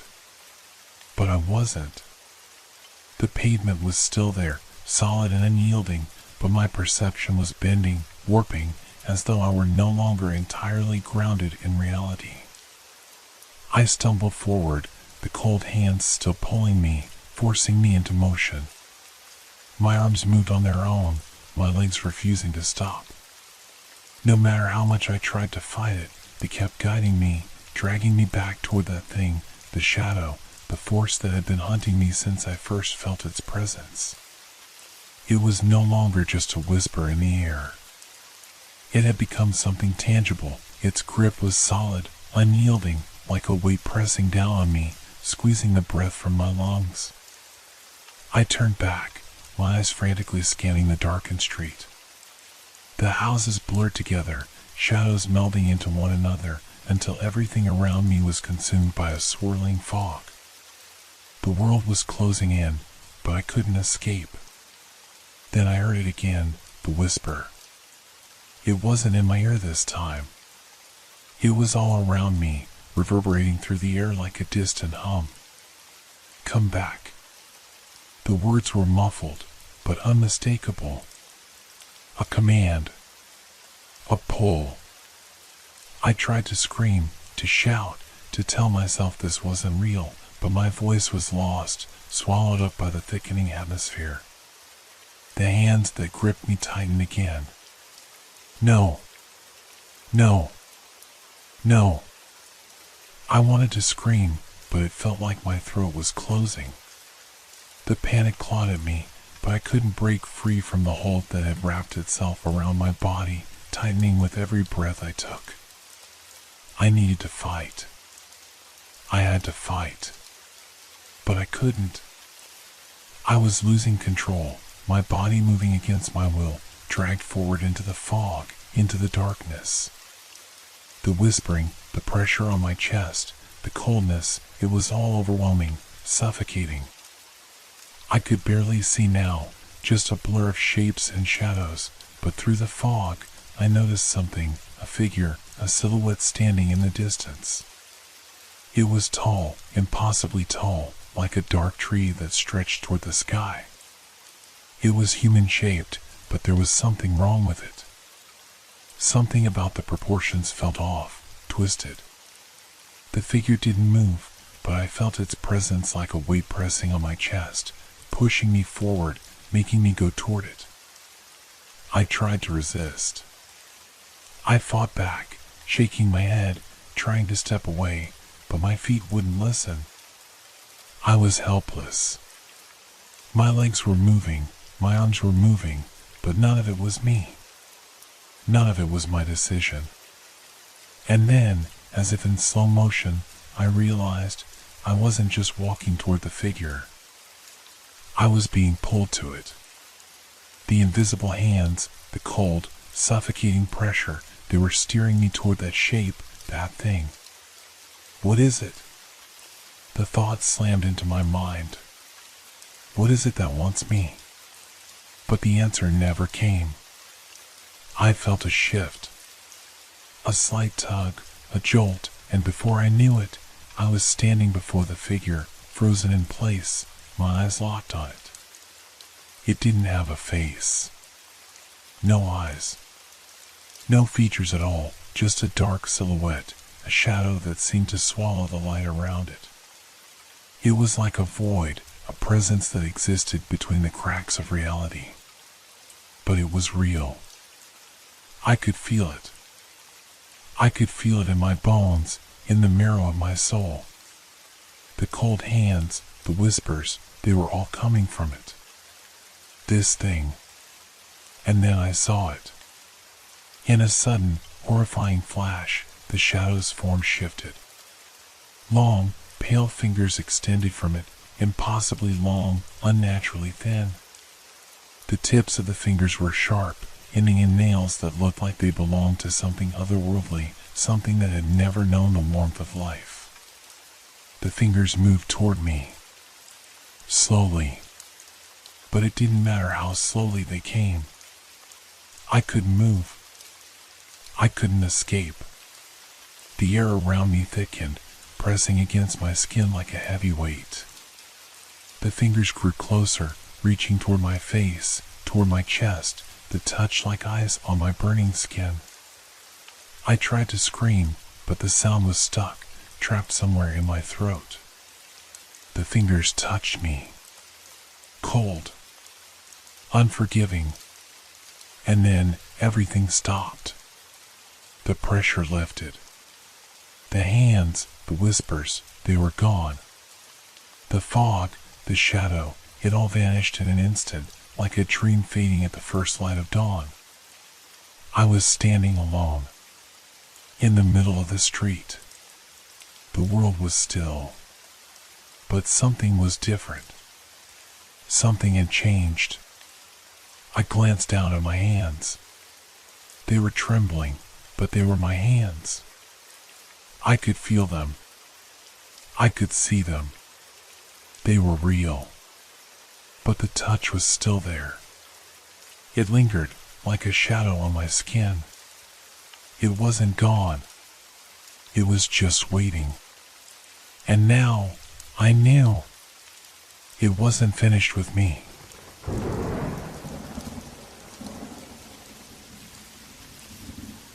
I had been sitting at my computer for hours, scrolling through an endless stream of news articles. The soft hum of the fan was the only sound in the room. It was late, past midnight, but I wasn't tired. The glow of the screen flickered softly in the dim light of my apartment. The place was quiet. Too quiet. It felt like the walls themselves were holding their breath, waiting for something to happen. The air seemed thick with anticipation, like everything around me was teetering on the edge of a moment that was about to break. I didn't know what that moment would be, but I felt it coming. I was halfway through reading an article when I noticed it. The page refreshed. It wasn't unusual, sites reload all the time. But this time, something was different. The text on the page had changed. At first, I thought I had missed it, that I had somehow scrolled down or clicked on the wrong link. But no, I was still at the same spot. The same article. And yet, the words were different. In bold, white text on a dark background, it said, "Do not look back. He is behind you." I froze. My heart skipped a beat. For a moment, I thought it was some kind of joke, a weird, poorly executed pop-up ad. But I was sure. This wasn't a random banner or an image glitch. The page had changed. It was a message. A direct one. I sat back in my chair, trying to shake off the feeling that had started to rise in my chest. It was silly, right? Just a prank or some weird coding error. But as I stared at the words, my eyes darted to the corners of the room. The air felt colder. I looked over my shoulder. Nothing. Just the usual clutter of my apartment. My desk was a mess of empty coffee cups, papers, and old books. The faint ticking of the clock on the wall was the only sound. I turned back to the screen. The message was still there, glaring at me. I tried to ignore it, telling myself it was just a glitch. But then, something else happened. The page refreshed again. This time, The words were different. He's closer now. You can feel him. I swallowed hard. My stomach twisted, and the hairs on the back of my neck stood up. I scanned the room again, but everything was as it had been. Still. Silent. But I couldn't shake the feeling that something had changed. That something, or someone, was there, in the shadows. A faint tapping sound came from the other side of the room, as if something was lightly tapping against the window. I turned to look, but it was just the branches of the tree outside brushing against the glass. I let out a shaky breath, trying to calm my racing heart. It's nothing, it's just your imagination, I told myself. But I couldn't ignore the growing sense of unease, the creeping feeling that something, someone, was watching me. I quickly closed the page. It was ridiculous. Just a weird glitch. But when I clicked away, the screen didn't change. It stayed frozen on that same dark background, that same bold white text. You shouldn't have closed the page. Now he knows you're here. A chill ran down my spine. I slammed the laptop shut. That was enough. I stood up, my legs shaky. I needed a drink. I needed to calm down. My hands were still trembling as I walked into the kitchen, the cold tiles beneath my feet grounding me. I filled a glass with water, but when I reached for it, my phone buzzed in my pocket. I glanced down at the screen. A message. It was from an unknown number. Don't trust the screen. He's already in the room. My blood ran cold. I looked around, half expecting someone to be standing behind me. The apartment was still silent, the same as it had been for the past few minutes. But I couldn't shake the feeling that something had shifted. I picked up the phone, hands unsteady, and unlocked it. I checked the message again. No name, just the number. I hadn't saved it. It was a string of random digits. I felt the blood rush to my face. There was no way this was happening. I stared at the phone for a long time, my heart hammering in my chest. But then, the next message came through. It was just a single word. Behind. I turned sharply, my breath caught in my throat. Nothing. There was nothing there. But now, I was sure of it. The tension in the room was palpable. I could feel it pressing against me, like something invisible was slowly closing in. The phone buzzed again. Don't turn around. I felt my chest tighten. I didn't want to, but I had to know. I slowly turned my head. The reflection in the mirror across the room caught my eye. There was no one standing behind me, but the reflection was wrong. The figure was there. Not behind me, but just off to the side, barely visible in the dim light. It was tall, too tall, and its face was obscured, hidden in shadow. But I could see the outline of it. The figure moved. I froze, unable to react, unable to even breathe. It didn't come closer, but I felt its presence in the air. I could almost hear it breathing, waiting. It knew I was watching. I stumbled back, my heart pounding. I wanted to scream, but my voice wouldn't come. The room was spinning, and I couldn't think straight. The reflection was still there, still watching me. Then the screen of my phone flashed again. Look away. It's too late now. I didn't understand. What was happening? Why was this happening? Why was it all connected? I stumbled backward, my foot catching on the edge of the table. I didn't know what was real anymore.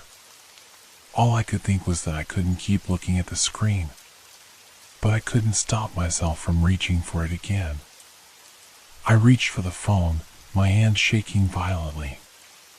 My fingers brushed against the cold screen and I almost dropped it. But I didn't. I couldn't. The message was there, pulsing in front of me, as if it had been waiting for me to come back to it. Look away. It's too late now. But it wasn't too late, was it? I had to do something. I had to understand what was happening. There was no turning back now. I could hear my breath coming in sharp gasps, my pulse pounding in my ears. I had to know who or what was doing this. How was it possible that a website could change like that? How could the phone message be so direct? How was this even happening? I lifted the phone higher, my hands trembling as I scrolled back to the first message that had appeared on my screen. I thought I had imagined it the first time, but now it was even clearer. Do not look back. He is behind you. The room felt colder. My breath misted in the air. I could feel a presence behind me. Not just in my mind, but all around me. The walls seemed to close in. The silence was suffocating. Suddenly, a soft click. I froze. The sound came from behind me. A click, like a door opening. I didn't dare look. I couldn't. I could feel it, though. That chilling sensation that someone, or something, was right there. Standing just a few feet away. Watching. I didn't look. I couldn't. But then, just as I thought I might lose control of myself, my phone buzzed again. The screen lit up, casting an eerie glow on my pale face. You are not alone. I felt my heart lurch in my chest. My fingers tightened around the phone, but I couldn't let go. It was like the device was alive. The words on the screen were alive, moving, pulsating as though they were somehow connected to what was happening in the room with me. I felt a cold gust of air, unnatural, like it didn't belong. I swallowed hard. It wasn't from the air conditioning. I was sure of it. The temperature had dropped so fast, my skin prickled with the sensation of something cold and dark settling in around me. I glanced toward the mirror again. The figure was gone. I didn't want to believe it. I didn't want to accept that I had seen it. But there was something in the air now, something darker than just the cold. The air felt wrong. I heard the sound of breathing. Slow. Steady. It was coming from behind me. I finally looked. I whipped around, my body trembling, my heart racing in my chest. I expected to see something, a person, maybe, or some twisted figure, but there was nothing. Nothing. I stood there, my breath shallow, but my gaze darting around the room. The shadows seemed to move, even though nothing was there. They stretched unnaturally, creeping along the walls and floor. My eyes locked on every corner, desperate to find any sign of life. But there was nothing. Nothing but the silence and the flickering shadows. And then I heard it again. The voice. It wasn't like a whisper or a growl.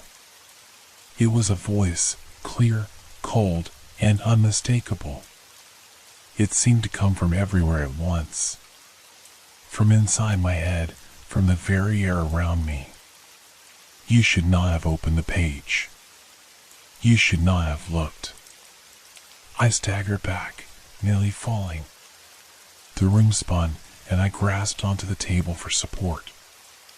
My vision blurred, but the voice echoed in my mind. It's too late now. You can't escape. I clutched the phone to my chest, the screen glowing brightly in my hands as I tried to steady my breathing. I tried to think. I had to think. What was this? What was happening? The messages kept coming. Faster. More urgent. More taunting. He's coming. He knows you see him. He's closer than you think. You can't outrun him. I felt a cold hand on my shoulder. The sensation was undeniable. It was real. It wasn't a figment of my imagination. The fingers were cold, like ice, digging into my skin. I spun around in panic, my body trembling with fear. But again, there was nothing. No one there. I blinked. I thought I had imagined it, but the feeling lingered. It pressed against me, filling the room, seeping into my bones. The silence seemed to stretch on, thicker now, like the space was closing in on me. I turned back to the phone. My hands were slick with sweat, but I could still feel the pressure on my shoulder. The screen flashed again. More words. More messages. It's behind you. I dropped the phone. It clattered to the floor, but I didn't look at it. I couldn't. I turned, my heart hammering, my breath ragged, and there it was. Him. The figure, that shadow from the reflection, was standing in the doorway now. Just standing there. Tall. Unmoving. Its face was obscured, but I could feel its eyes, its presence, burning into me. I couldn't look away. I couldn't move. I could hear my pulse in my ears, thumping louder and louder. I couldn't breathe. I couldn't speak.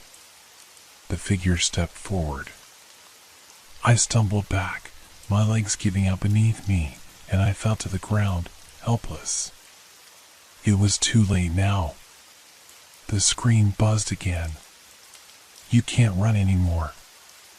I closed my eyes, hoping it would all end. Hoping the darkness would swallow me whole. But when I opened them again, the room was silent. Empty. The figure was gone.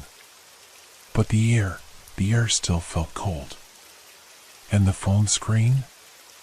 It was still glowing. You shouldn't have opened the page. I don't know how long I was lying there, staring at the empty corner of the room. My heart was still pounding in my chest, but I didn't move.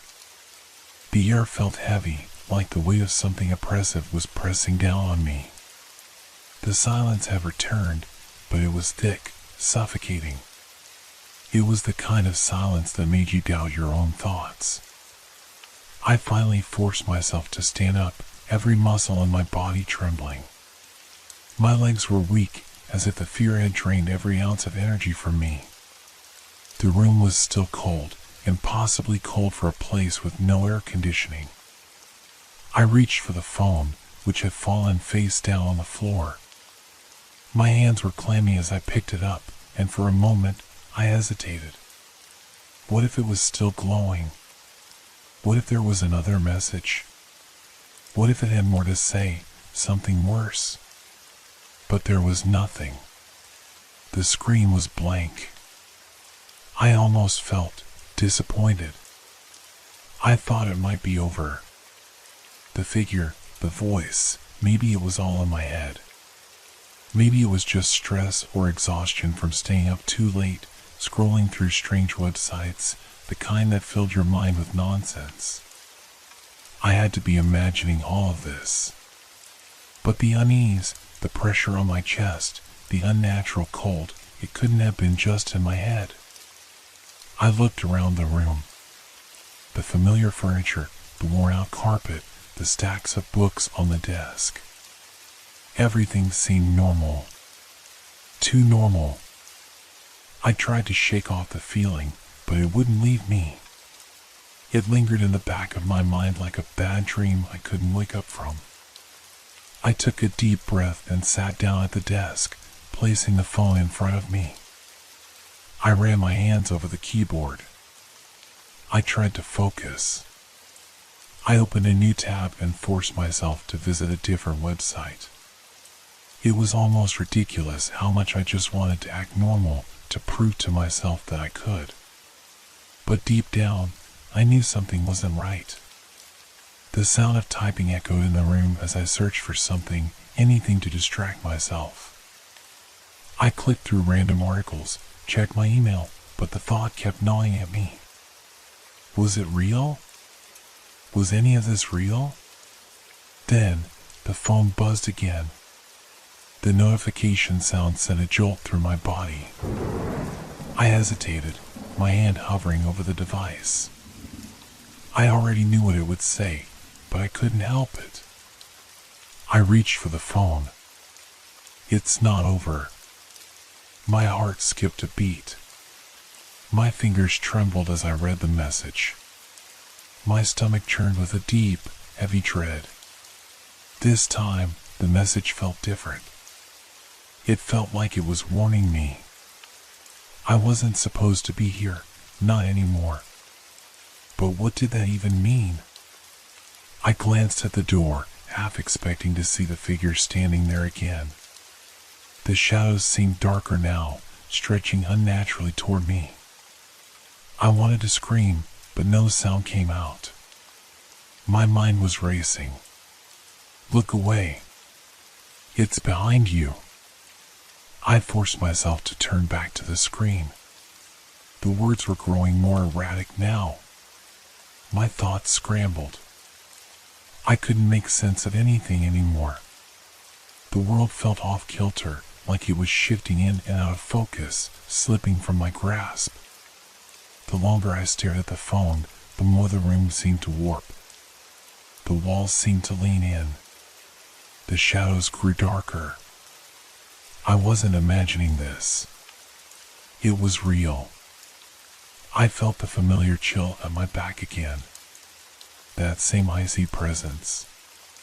My breath caught in my throat, and I spun around. Nothing. The room was empty. The shadows were simply shadows. I was alone. I should have been relieved. But the tightness in my chest only grew. The pressure, the feeling of being watched, it was suffocating. And then I heard it again, the soft click. Like the door was opening. I could hear breathing. It was soft but unmistakable. Slow. Steady. I knew it wasn't my own. I looked around. The reflection in the mirror caught my eye. It wasn't my reflection. At first, I thought I was imagining it, but there was no mistaking it now. The face that stared back at me wasn't mine. It was twisted, distorted. The eyes were wide open, but they weren't my eyes. The expression was wrong, like a mask that was too tight for the face it was on. I took a step back, my legs unsteady. I should have screamed. I should have run. But I was frozen. The reflection in the mirror was moving on its own. It was smiling. The smile was grotesque. It didn't belong. The phone buzzed again. I felt my blood run cold. The text that appeared made my stomach drop. It's not you. It never was. I didn't know what that meant. I didn't want to know. I couldn't bear to look at the mirror anymore, but I couldn't look away. My reflection was still smiling, but it was different now. It wasn't just distorted, it was alive. It was aware of me. I wanted to scream. I wanted to run. But I couldn't move. I stared into those empty, hollow eyes. They weren't mine. They couldn't be. The smile grew wider. Suddenly, the reflection stepped forward. Slowly, impossibly. It moved like it was breaking the laws of reality. Each step sent a ripple through the mirror's surface, like it was trying to push through. Like it wanted to reach me. Don't run. You can't escape. The voice came from everywhere. It was no longer just from the phone. It was in my head, in my bones, in the air itself. It was alive in a way I couldn't understand. The reflection raised a hand as if to touch the glass. And I felt a chill run through my body. His hand was already on my shoulder. I closed my eyes, hoping to escape the terror, but it only got worse. I don't know how long I was lying there, staring at the empty corner of the room. My heart was still pounding in my chest, but I didn't move. The air felt heavy, like the weight of something oppressive was pressing down on me. The silence had returned, but it was thick, suffocating. It was the kind of silence that made you doubt your own thoughts. I finally forced myself to stand up, every muscle in my body trembling. My legs were weak, as if the fear had drained every ounce of energy from me. The room was still cold, impossibly cold for a place with no air conditioning. I reached for the phone, which had fallen face down on the floor. My hands were clammy as I picked it up, and for a moment, I hesitated.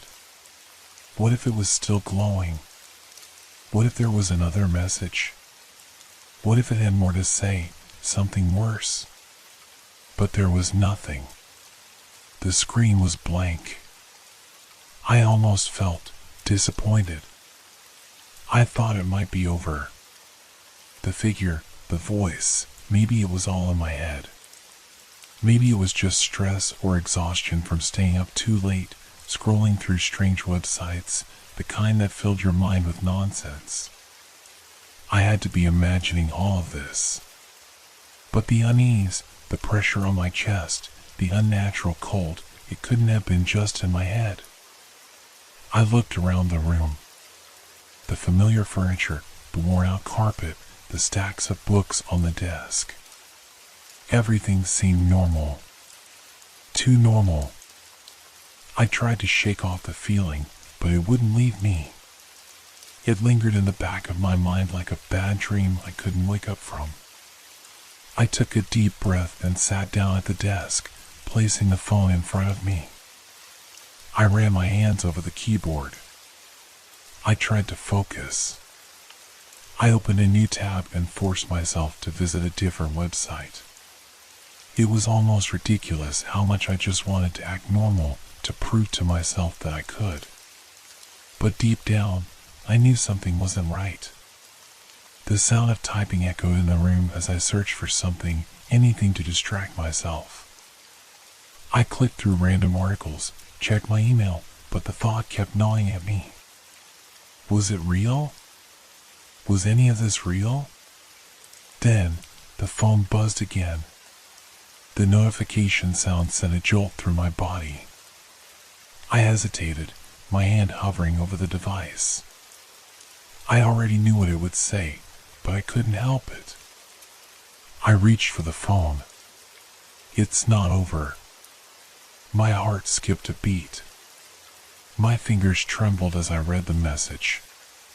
My stomach churned with a deep, heavy dread. This time, the message felt different. It felt like it was warning me. I wasn't supposed to be here, not anymore. But what did that even mean? I glanced at the door, half expecting to see the figure standing there again. The shadows seemed darker now, stretching unnaturally toward me. I wanted to scream, but no sound came out. My mind was racing. Look away. It's behind you. I forced myself to turn back to the screen. The words were growing more erratic now. My thoughts scrambled. I couldn't make sense of anything anymore. The world felt off-kilter, like it was shifting in and out of focus, slipping from my grasp. The longer I stared at the phone, the more the room seemed to warp. The walls seemed to lean in. The shadows grew darker. I wasn't imagining this. It was real. I felt the familiar chill at my back again. That same icy presence. My breath caught in my throat, and I spun around. Nothing. The room was empty. The shadows were simply shadows. I was alone. I should have been relieved. But the tightness in my chest only grew. The pressure, the feeling of being watched, it was suffocating. And then I heard it again, the soft click. Like the door was opening. I could hear breathing. It was soft but unmistakable. Slow. Steady. I knew it wasn't my own. I looked around. The reflection in the mirror caught my eye. It wasn't my reflection. At first, I thought I was imagining it, but there was no mistaking it now. The face that stared back at me wasn't mine. It was twisted, distorted. The eyes were wide open, but they weren't my eyes. The expression was wrong, like a mask that was too tight for the face it was on. I took a step back, my legs unsteady. I should have screamed. I should have run. But I was frozen. The reflection in the mirror was moving on its own. It was smiling. The smile was grotesque. It didn't belong. The phone buzzed again. I felt my blood run cold. The text that appeared made my stomach drop. It's not you. It never was. I didn't know what that meant. I didn't want to know. I couldn't bear to look at the mirror anymore, but I couldn't look away. My reflection was still smiling, but it was different now. It wasn't just distorted, it was alive. It was aware of me. I wanted to scream. I wanted to run. But I couldn't move. I stared into those empty, hollow eyes. They weren't mine. They couldn't be. The smile grew wider. Suddenly, the reflection stepped forward. Slowly, impossibly. It moved like it was breaking the laws of reality. Each step sent a ripple through the mirror's surface, like it was trying to push through. Like it wanted to reach me. Don't run. You can't escape. The voice came from everywhere. It was no longer just from the phone. It was in my head, in my bones, in the air itself. It was alive in a way I couldn't understand. The reflection raised a hand as if to touch the glass. And I felt a chill run through my body. His hand was already on my shoulder. I closed my eyes, hoping to escape the terror, but it only got worse. I didn't open my eyes. I couldn't. I was afraid that if I did, it would be too late. I could feel him behind me, his presence pressing into the very air around me, colder than anything I had ever experienced. Every inch of my body screamed to run, but my feet were frozen in place, as if the floor itself had become quicksand. The hand on my shoulder, it wasn't just cold.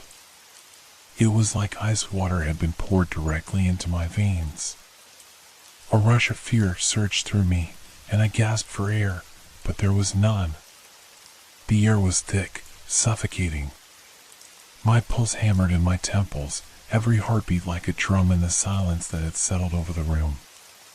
The mirror. I could still feel it, the reflection staring at me. It was wrong. Everything was wrong. I shouldn't have looked.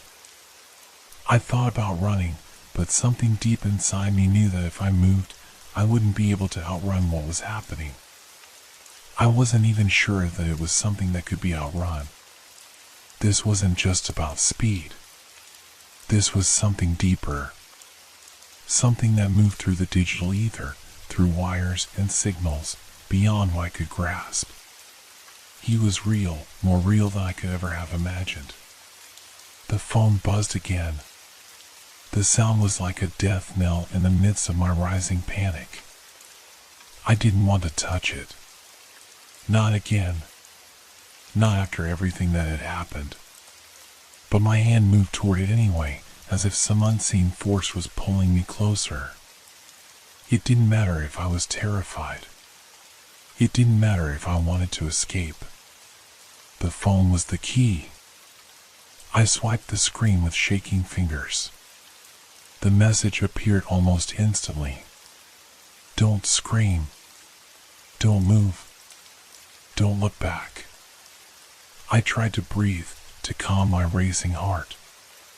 It was a trick. A psychological trick. The phone couldn't control me. I had control. I had to have control.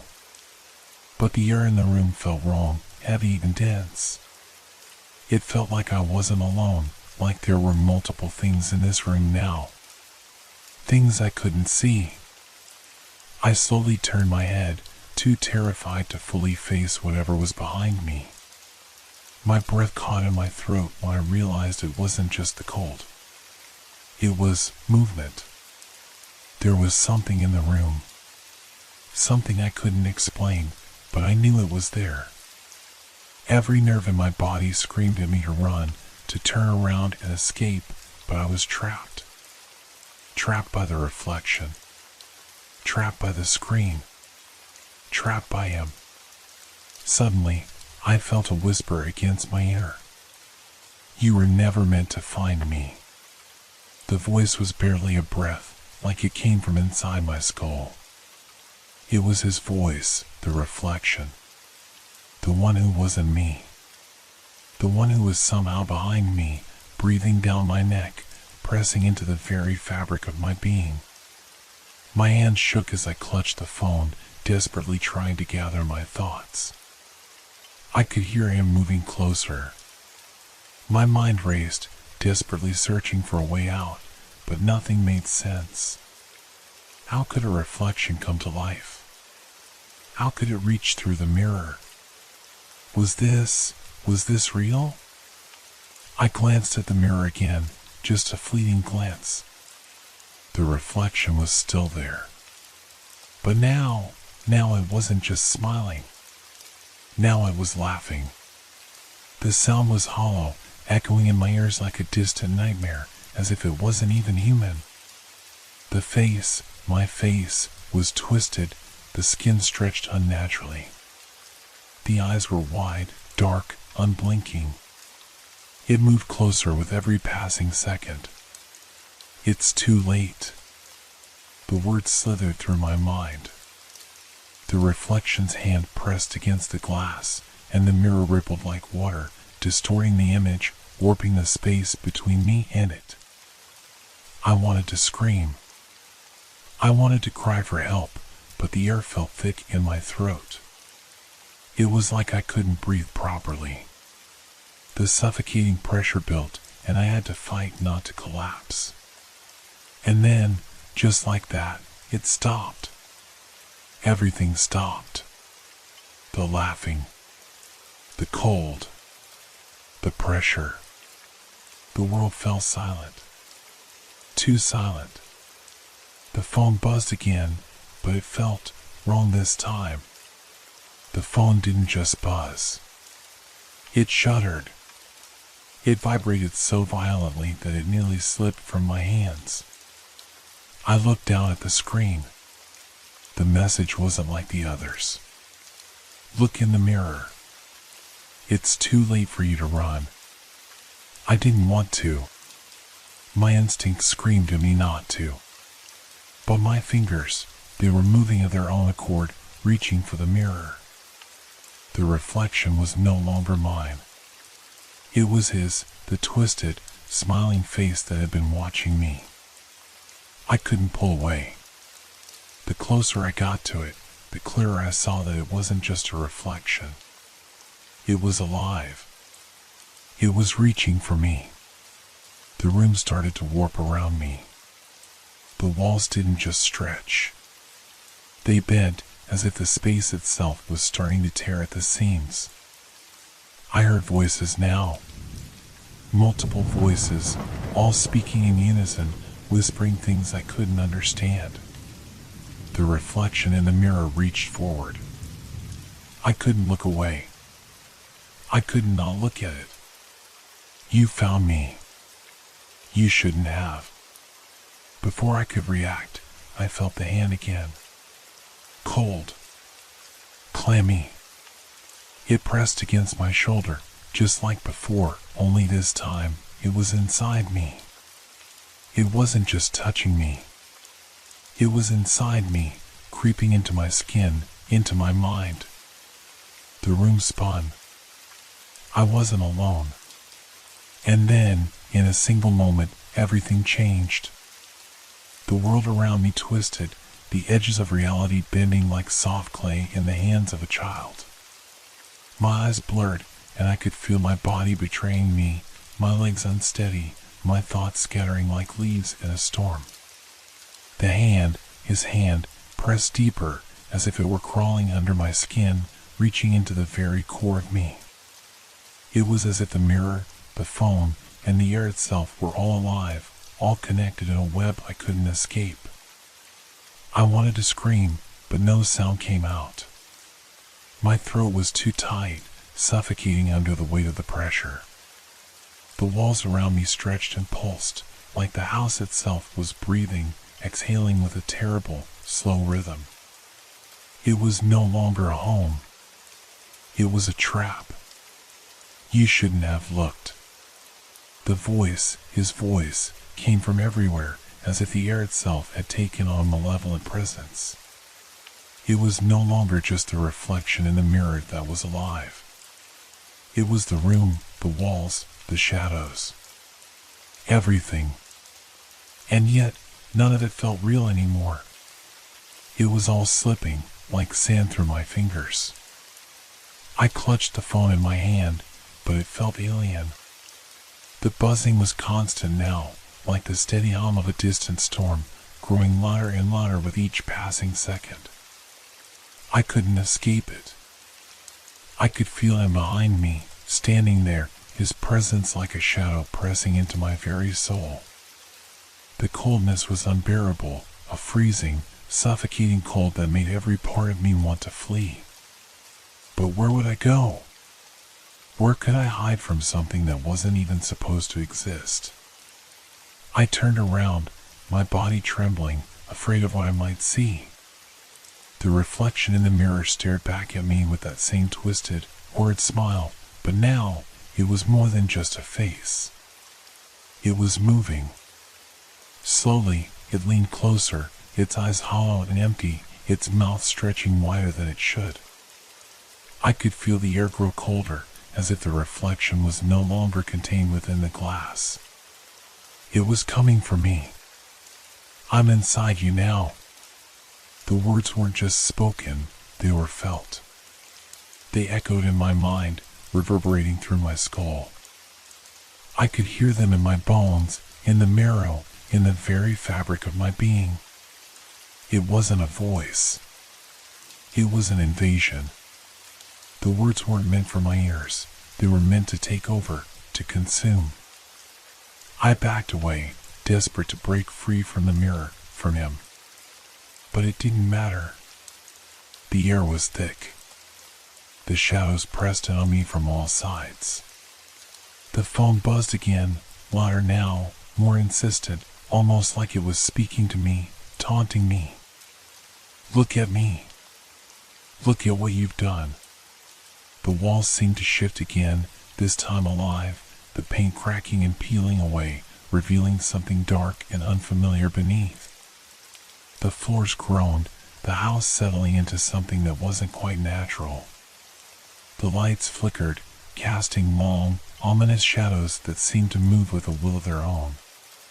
And then, just as suddenly as it began, the room was still. The buzzing stopped. The coldness lifted. I was alone again. Or at least, I thought I was. I took a tentative step forward, my body still trembling. My heart was racing, but now there was only the deafening silence. But it wasn't just any silence. It was the kind of silence that left a hollow emptiness, a quiet that rang louder than any noise.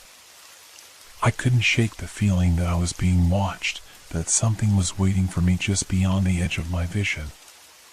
I glanced around the room again. Everything seemed normal. The reflection in the mirror was just my own.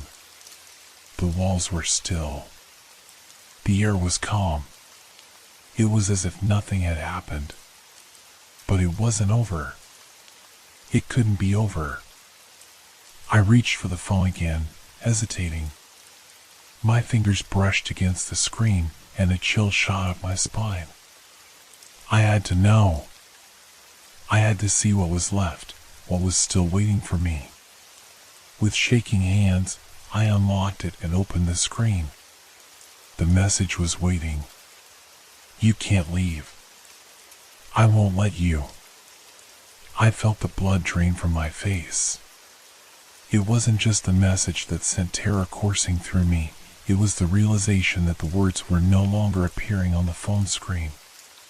They were inside my head. They were mine. They had been there all along, lurking beneath the surface, waiting for me to notice. I backed away, my pulse thundering in my ears. My hand reached out to steady myself, and that's when I felt it. The cold hand again, on my shoulder. But this time, I didn't look. I couldn't afford to look.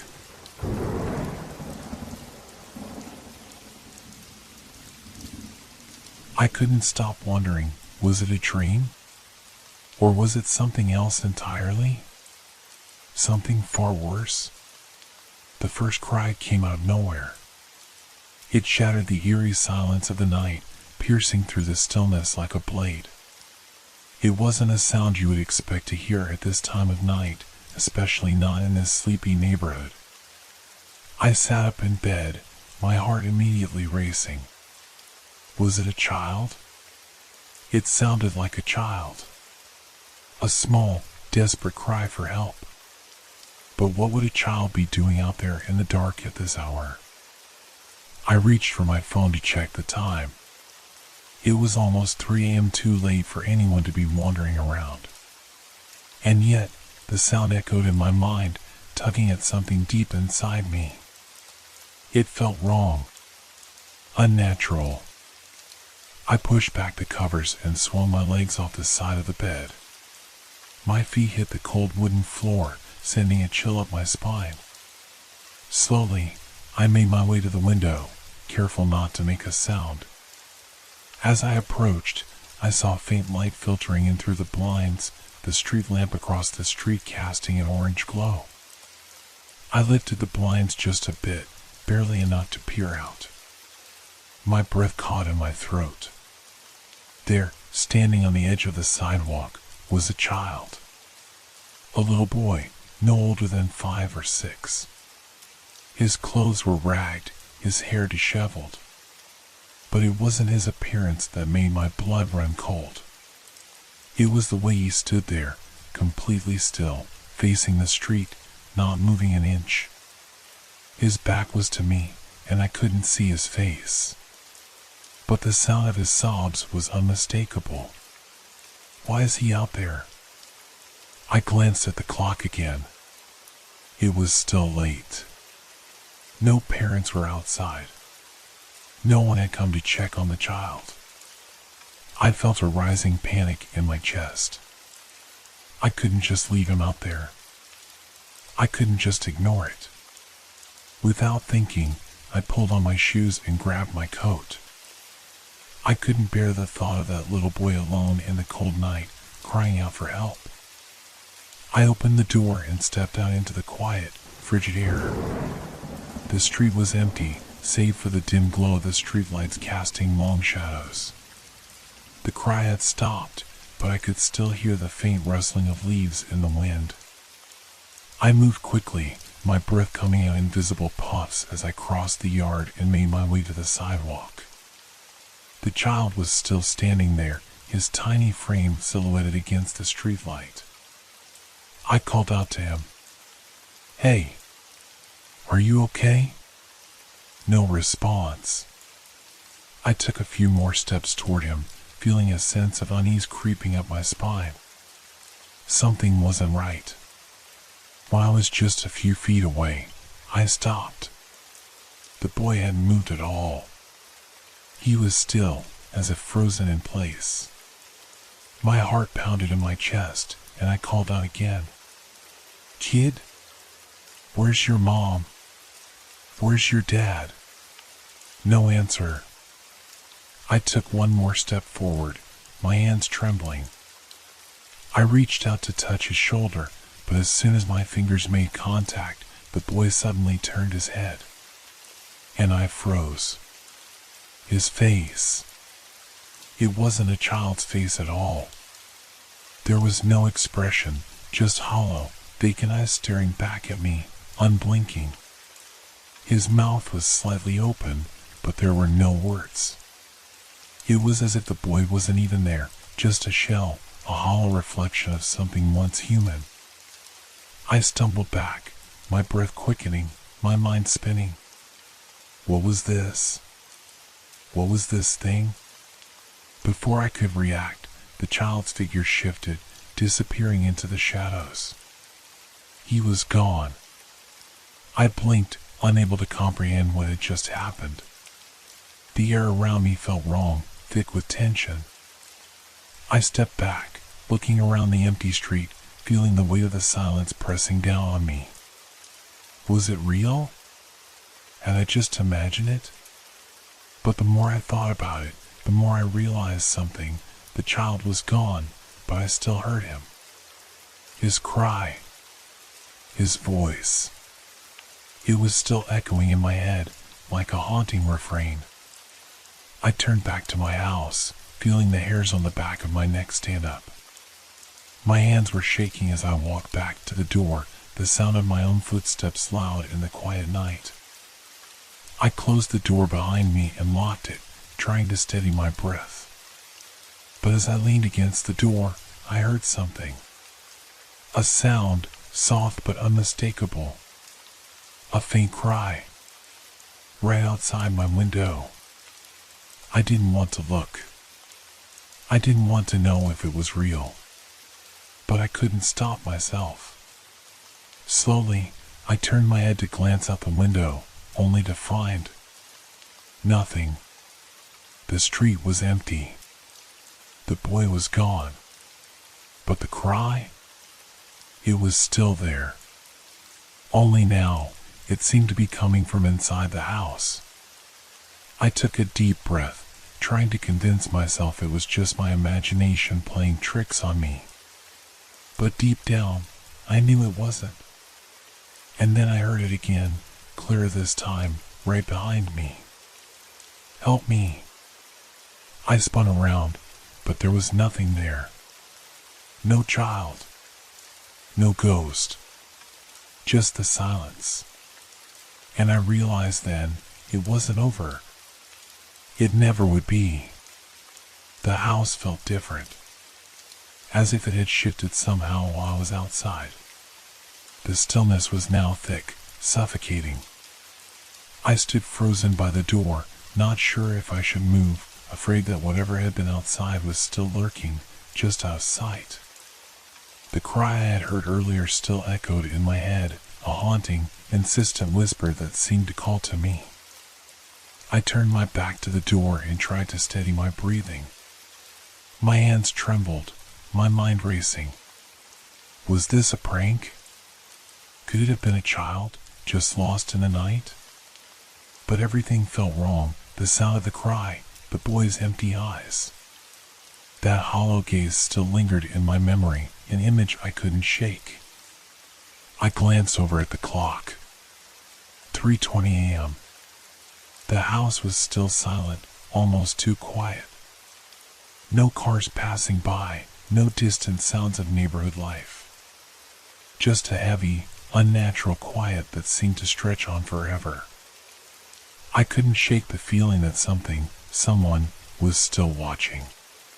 The house felt cold now, despite the fact that the windows were shut tight and the heater had been running all night.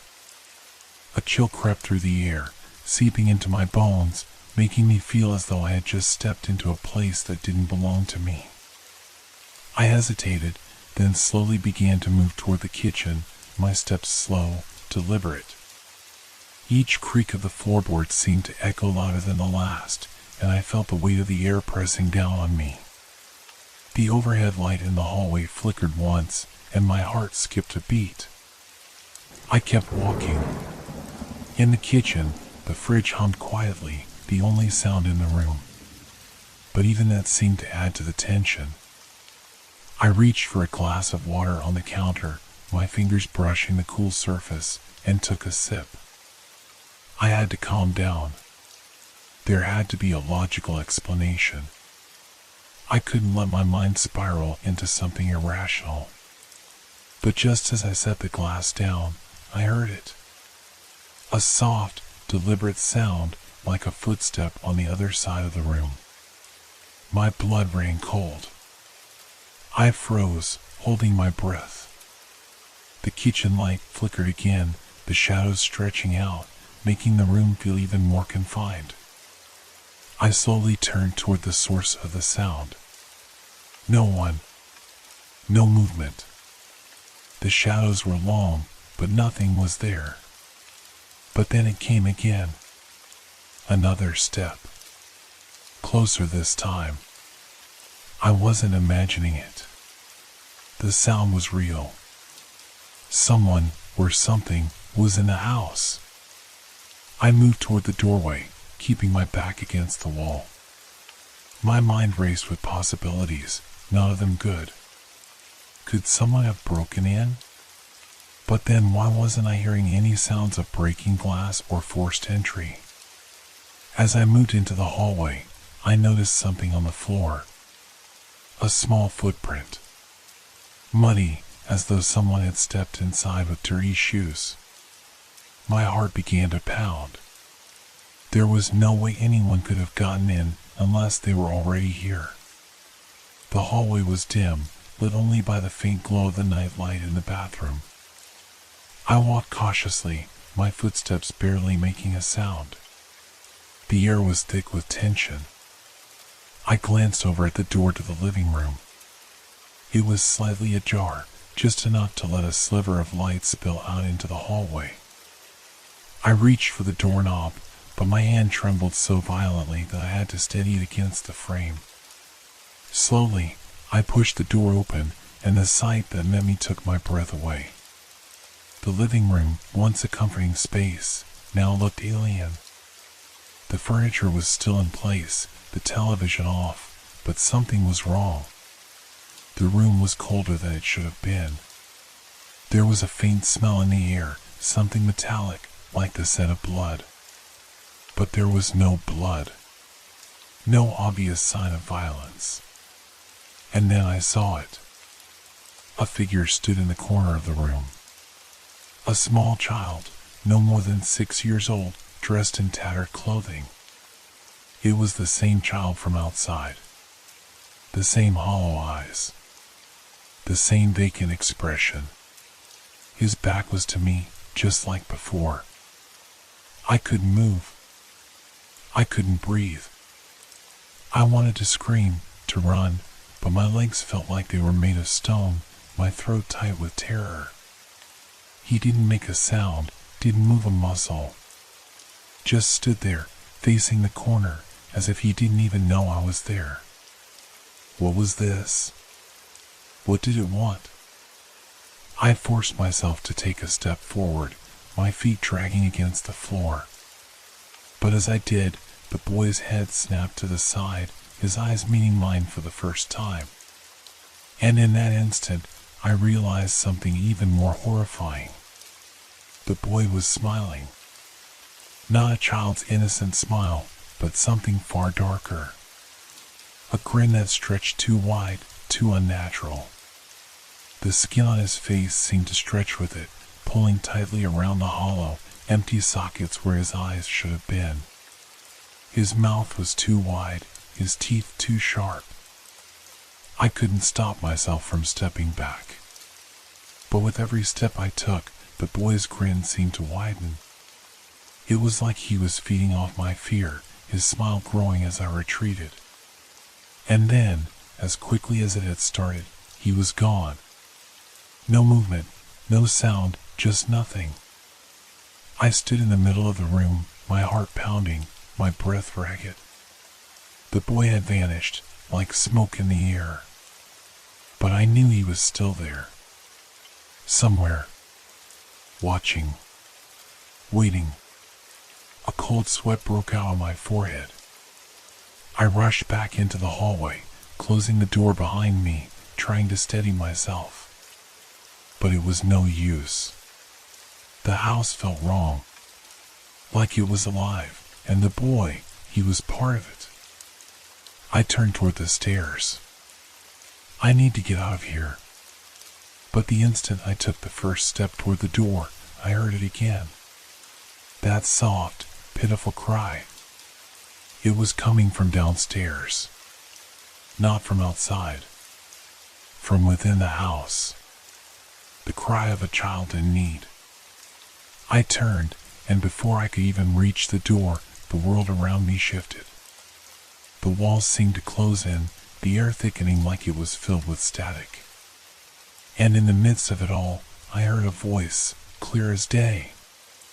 Help me. It wasn't the boy this time. It was someone else. Someone much closer. And then, the door slammed shut. I staggered back from the door, my breath coming in ragged gasps. The sound of the door slamming shut echoed through the house, shaking the walls around me. I pressed my back to the hallway wall, my heart pounding in my chest like a drum. The cold sweat that had broken out on my skin was now turning to chills that ran down my spine. Help me. The voice, soft yet desperate, repeated in my ears as if it was inside my own head. It wasn't coming from outside, it wasn't coming from anywhere. It was just there. A whisper in the dark, impossible to ignore, impossible to escape. I couldn't move. My body felt like it was frozen in place, my feet glued to the floor. My thoughts were a blur, my mind racing as I tried to comprehend what was happening. The house felt as though it were alive, like it was breathing, pulsing with some hidden energy. I could almost feel the walls closing in on me, the air thick with something I couldn't explain. The light in the hallway flickered again, casting long, twitching shadows across the walls.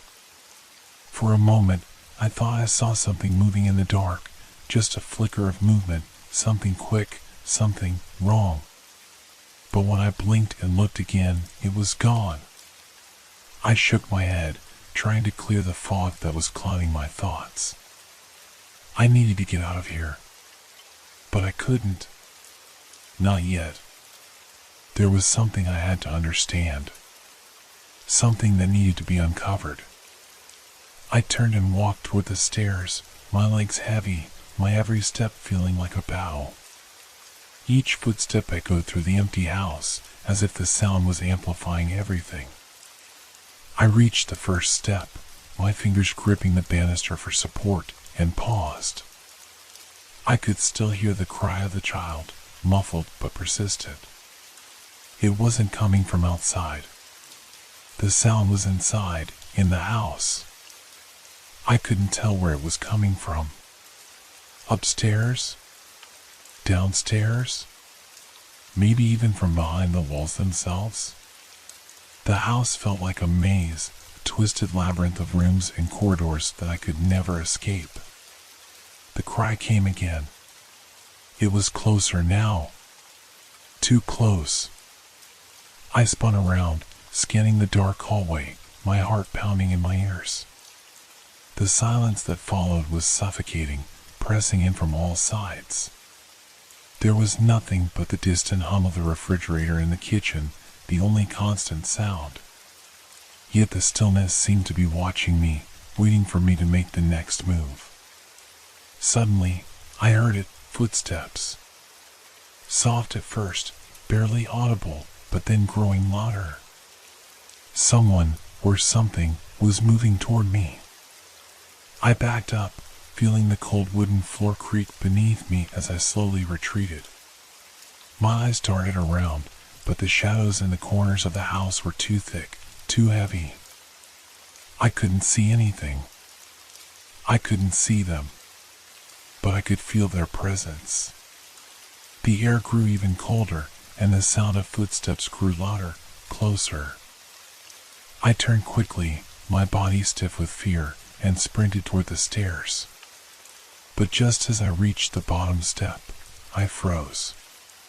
A shadow moved across the wall at the top of the stairs. The shape of a small figure, no taller than a child. I knew that silhouette. I knew it. The boy. He was standing at the top of the stairs, his back to me, just like before. I could feel my pulse in my throat, the blood rushing to my head. I wanted to scream, to run, but my feet wouldn't move. The sight of him, standing there so motionless, filled me with an intense dread that I couldn't shake. I tried to call out, but no sound left my lips. The boy didn't turn.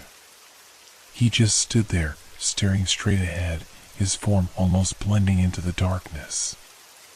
And then, the voice came again. "Help me."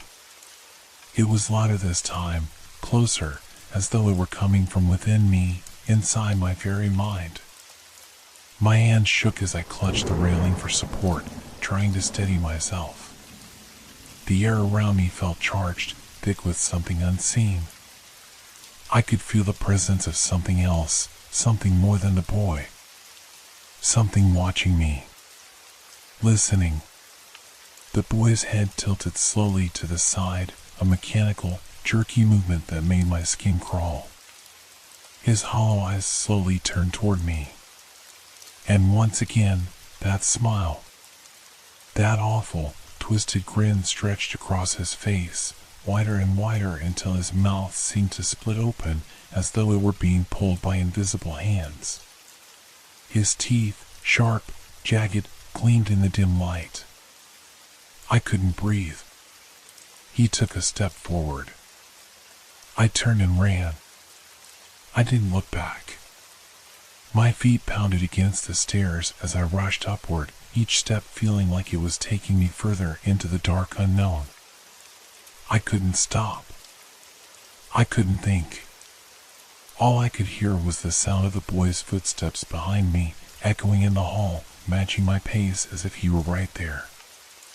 At the top of the stairs, I slammed into the door to my bedroom, throwing it open and locking it behind me in a desperate, frantic motion. I stumbled back into the center of the room, my chest heaving, trying to steady my breathing. The house was silent again, the footsteps stopping, the cries fading into the background. But I knew I wasn't alone. I backed into the corner of the room, my mind racing as I scanned every corner, every inch of the place. The air was cold, colder than before. I couldn't shake the feeling that something was right outside the door. Watching. Waiting. The silence seemed to stretch on forever, and then it came again. Help me. It wasn't outside the door. It wasn't in the hallway. It was in the room with me. The floorboards creaked. A slow, deliberate step. The figure was inside. I looked toward the closet. The door was slightly ajar. And I saw him again. Not the boy, but someone else. A figure, smaller, huddled in the darkness. The same eyes. The same face. But this time, they were not smiling. This time, they were crying. Help me. I couldn't move. I couldn't speak. My body was frozen, locked in place by the side of that face. The air was thick with something heavy, like it was pushing down on me, suffocating me. And then, just as suddenly as it had appeared, the figure was gone. I could hear the soft sound of breathing. Mine or theirs, I couldn't tell. But I wasn't alone anymore. I never had been. And now, I knew I never would be. The room felt suffocating. The air around me was thick with a coldness that seemed to seep into my bones, settling into my skin. I couldn't breathe properly. Every inhale felt shallow, constricted, like something was pressing down on my chest. But the worst part wasn't the cold or the suffocating silence. No, it was the feeling that I wasn't alone. That thing, that presence, was still in the room with me, watching. My heart pounded in my ears as I slowly scanned the room. My eyes moved over the bed, the dresser, the closet door that was now fully closed. Everything appeared normal. Too normal. Almost like it was mocking me. I could feel the eyes of something, or someone, fixed on me, but I couldn't see them. I tried to steady my breathing, pressing my hands against the cool, wooden floorboards beneath me. The sensation of the wood beneath my fingertips felt real, grounding, but I couldn't ignore the unsettling sound that seemed to reverberate through the walls. The faintest sound of scratching, like nails dragging against the surface. And then, the voice. Again. Help me. It was a whisper, like the voice of a child, coming from behind the closet door. But this time, there was something different in it. Something wrong. It was colder, harsher. Like it was coming from deep within the walls, as if the house itself had begun to speak. I closed my eyes and shook my head, trying to banish the thoughts that were creeping into my mind. I was losing it.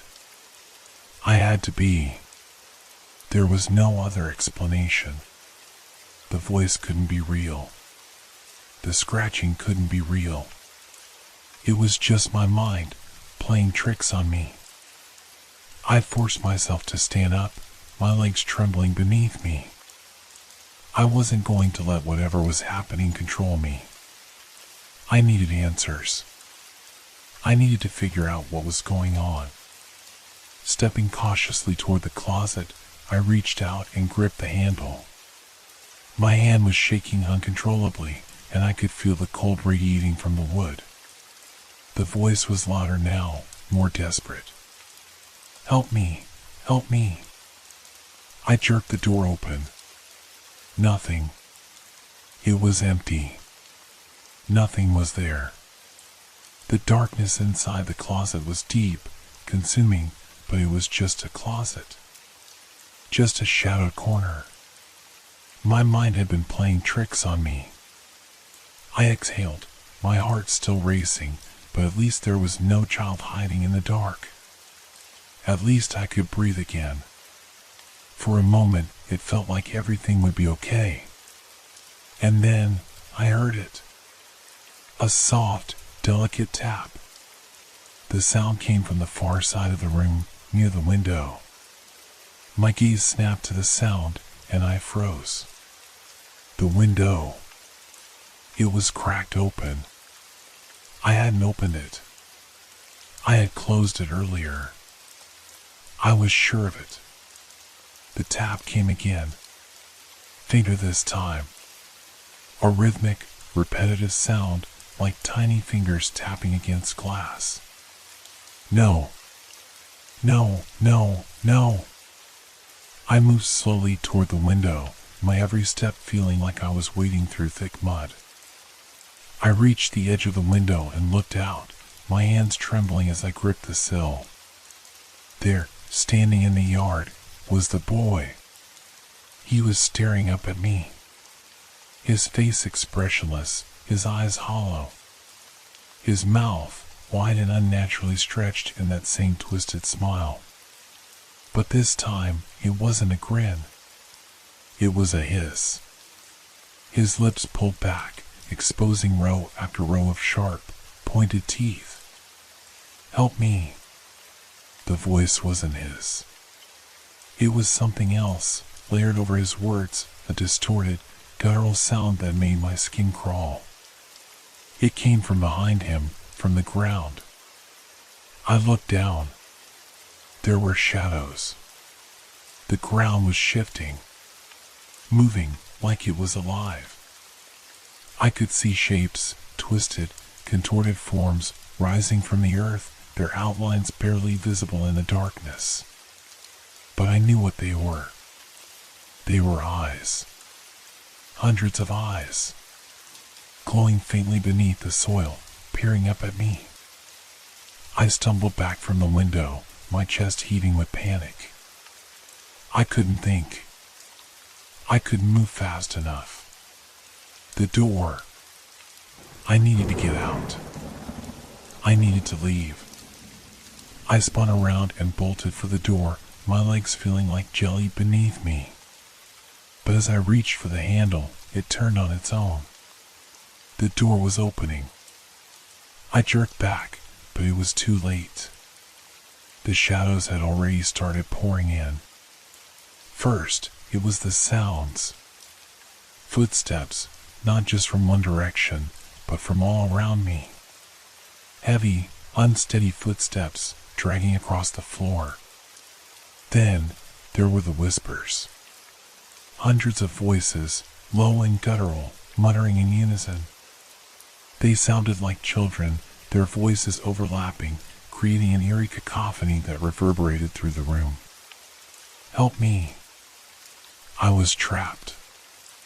I pressed myself against the far wall, my breath coming in short, ragged gasps. I couldn't move. I couldn't think. The shadows were closing in on me, their cold touch brushing against my skin. The door was fully open now, and there was something standing in the doorway. A figure. Smaller than the boy outside, but just as twisted. It was hunched over, its limbs too long, its body too thin. Its face was pale, devoid of any human features, but I could see its eyes, two dark, empty sockets, staring at me, unblinking. The smile stretched across its face was wider than it should have been, its mouth split open unnaturally. It took a step forward. And then it spoke. "Help me." The voice wasn't a child's anymore. It was something else. Something ancient, twisted. A voice that resonated deep in my bones, in the very air I was breathing. I backed up further, but the shadows were all around me now, suffocating me, wrapping themselves around me like a thick, inescapable web. I wasn't alone. I was never alone. And now, I understood. The house wasn't haunted. I was the one who was trapped. And the price of my curiosity was about to be paid. I couldn't breathe. My chest tightened like an iron vise, pressing in on my lungs, suffocating me with every shallow breath. The shadows pressed closer, their cold, clammy fingers brushing against my skin, crawling along my arms and neck. The silence around me was deafening now, punctuated only by the steady rhythm of my panicked heart. The creature in the doorway stood still, its hollow eyes locked on me, unwavering, and I could feel its presence like an oppressive weight on my chest. I couldn't move. I couldn't look away. The longer I stared at it, the more I felt my own will to fight slipping away, as if its eyes were pulling at something deep inside of me. "Help me." The voice came again, that same twisted whisper. It didn't sound like a child anymore. It sounded like the earth itself, the world speaking in a language that I couldn't understand. But there was something worse about it now. It wasn't just a voice. It was what the voice represented. I realized with a sickening clarity that the thing before me wasn't here to help. It was here to claim me. My legs finally moved, though they trembled with each step. I backed away slowly, every inch of my body screaming to run, to escape, but the shadows were everywhere now. They were filling the room, crawling along the floor, snaking around the edges of the walls, reaching toward me with cold, grasping hands. I turned away from the creature at the door, unwilling to look at it for a second longer. I had to leave. I had to escape. The hallway outside was dark. Too dark. There was no light at all, as if the house had swallowed every trace of warmth and light. I fumbled for the light switch, my hand skimming along the wall, but it was useless.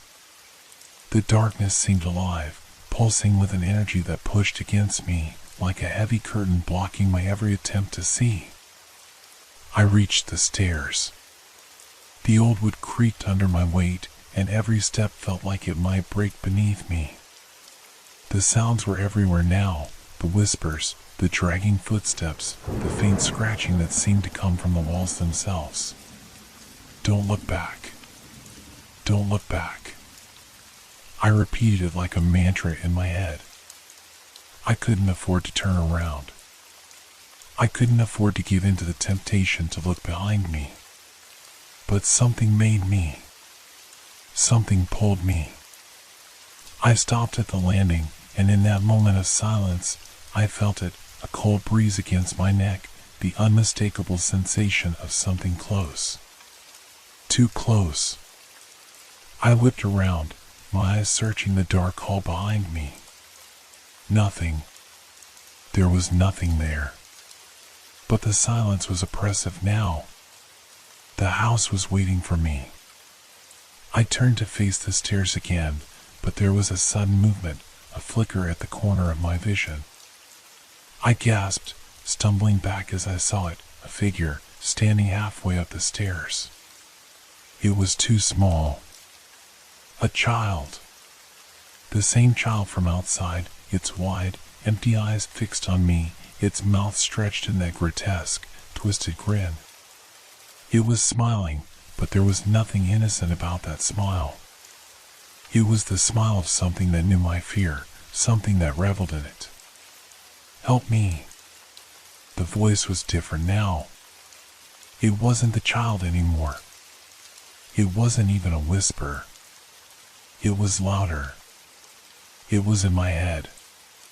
The words were seeping into my mind, invading my thoughts, pulling at my sanity.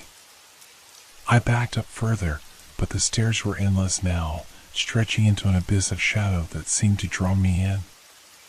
Every step I took backwards only seemed to move me closer to the creature. Its smile widened. Its eyes glowed. I couldn't stay here. I couldn't let it get any closer. I bolted. My feet barely touched the steps as I ran, my heartbeat pounding in my ears. I couldn't hear anything but my own frantic breaths and the sounds of my own feet pounding the stairs. But then, amidst all the noise, I heard something else. A sound that froze me in my tracks. It was a soft scratching noise, like nails against wood. But this time, it wasn't behind me. It was in front of me. I turned. There, at the bottom of the stairs, stood the child again. But this time, its mouth wasn't smiling. Its teeth were bared, sharp and gleaming in the dim light. And in its hands, its small, outstretched hands, it held something. Something I recognized. It was the same old, worn-out teddy bear I used to have when I was a child. It was ragged, its fur torn, its eyes missing. But there was no mistaking it.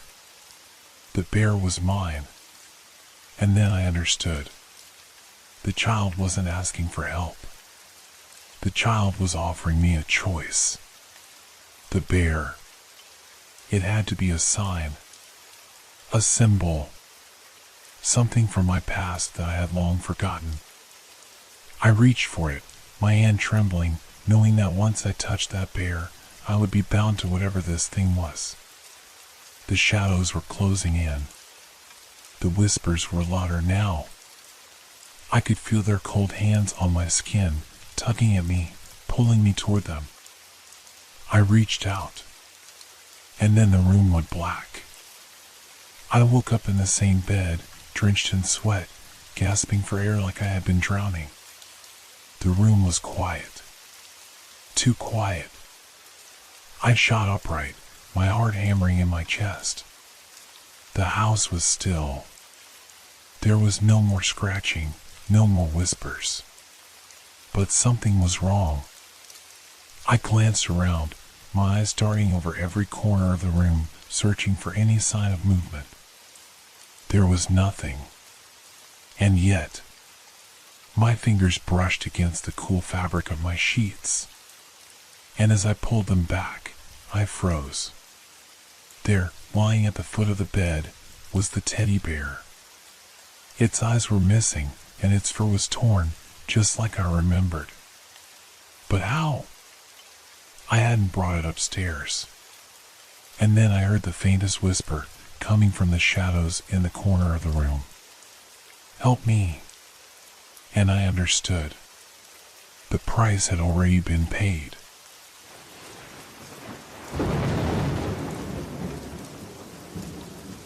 Hope your dreams are filled with fear.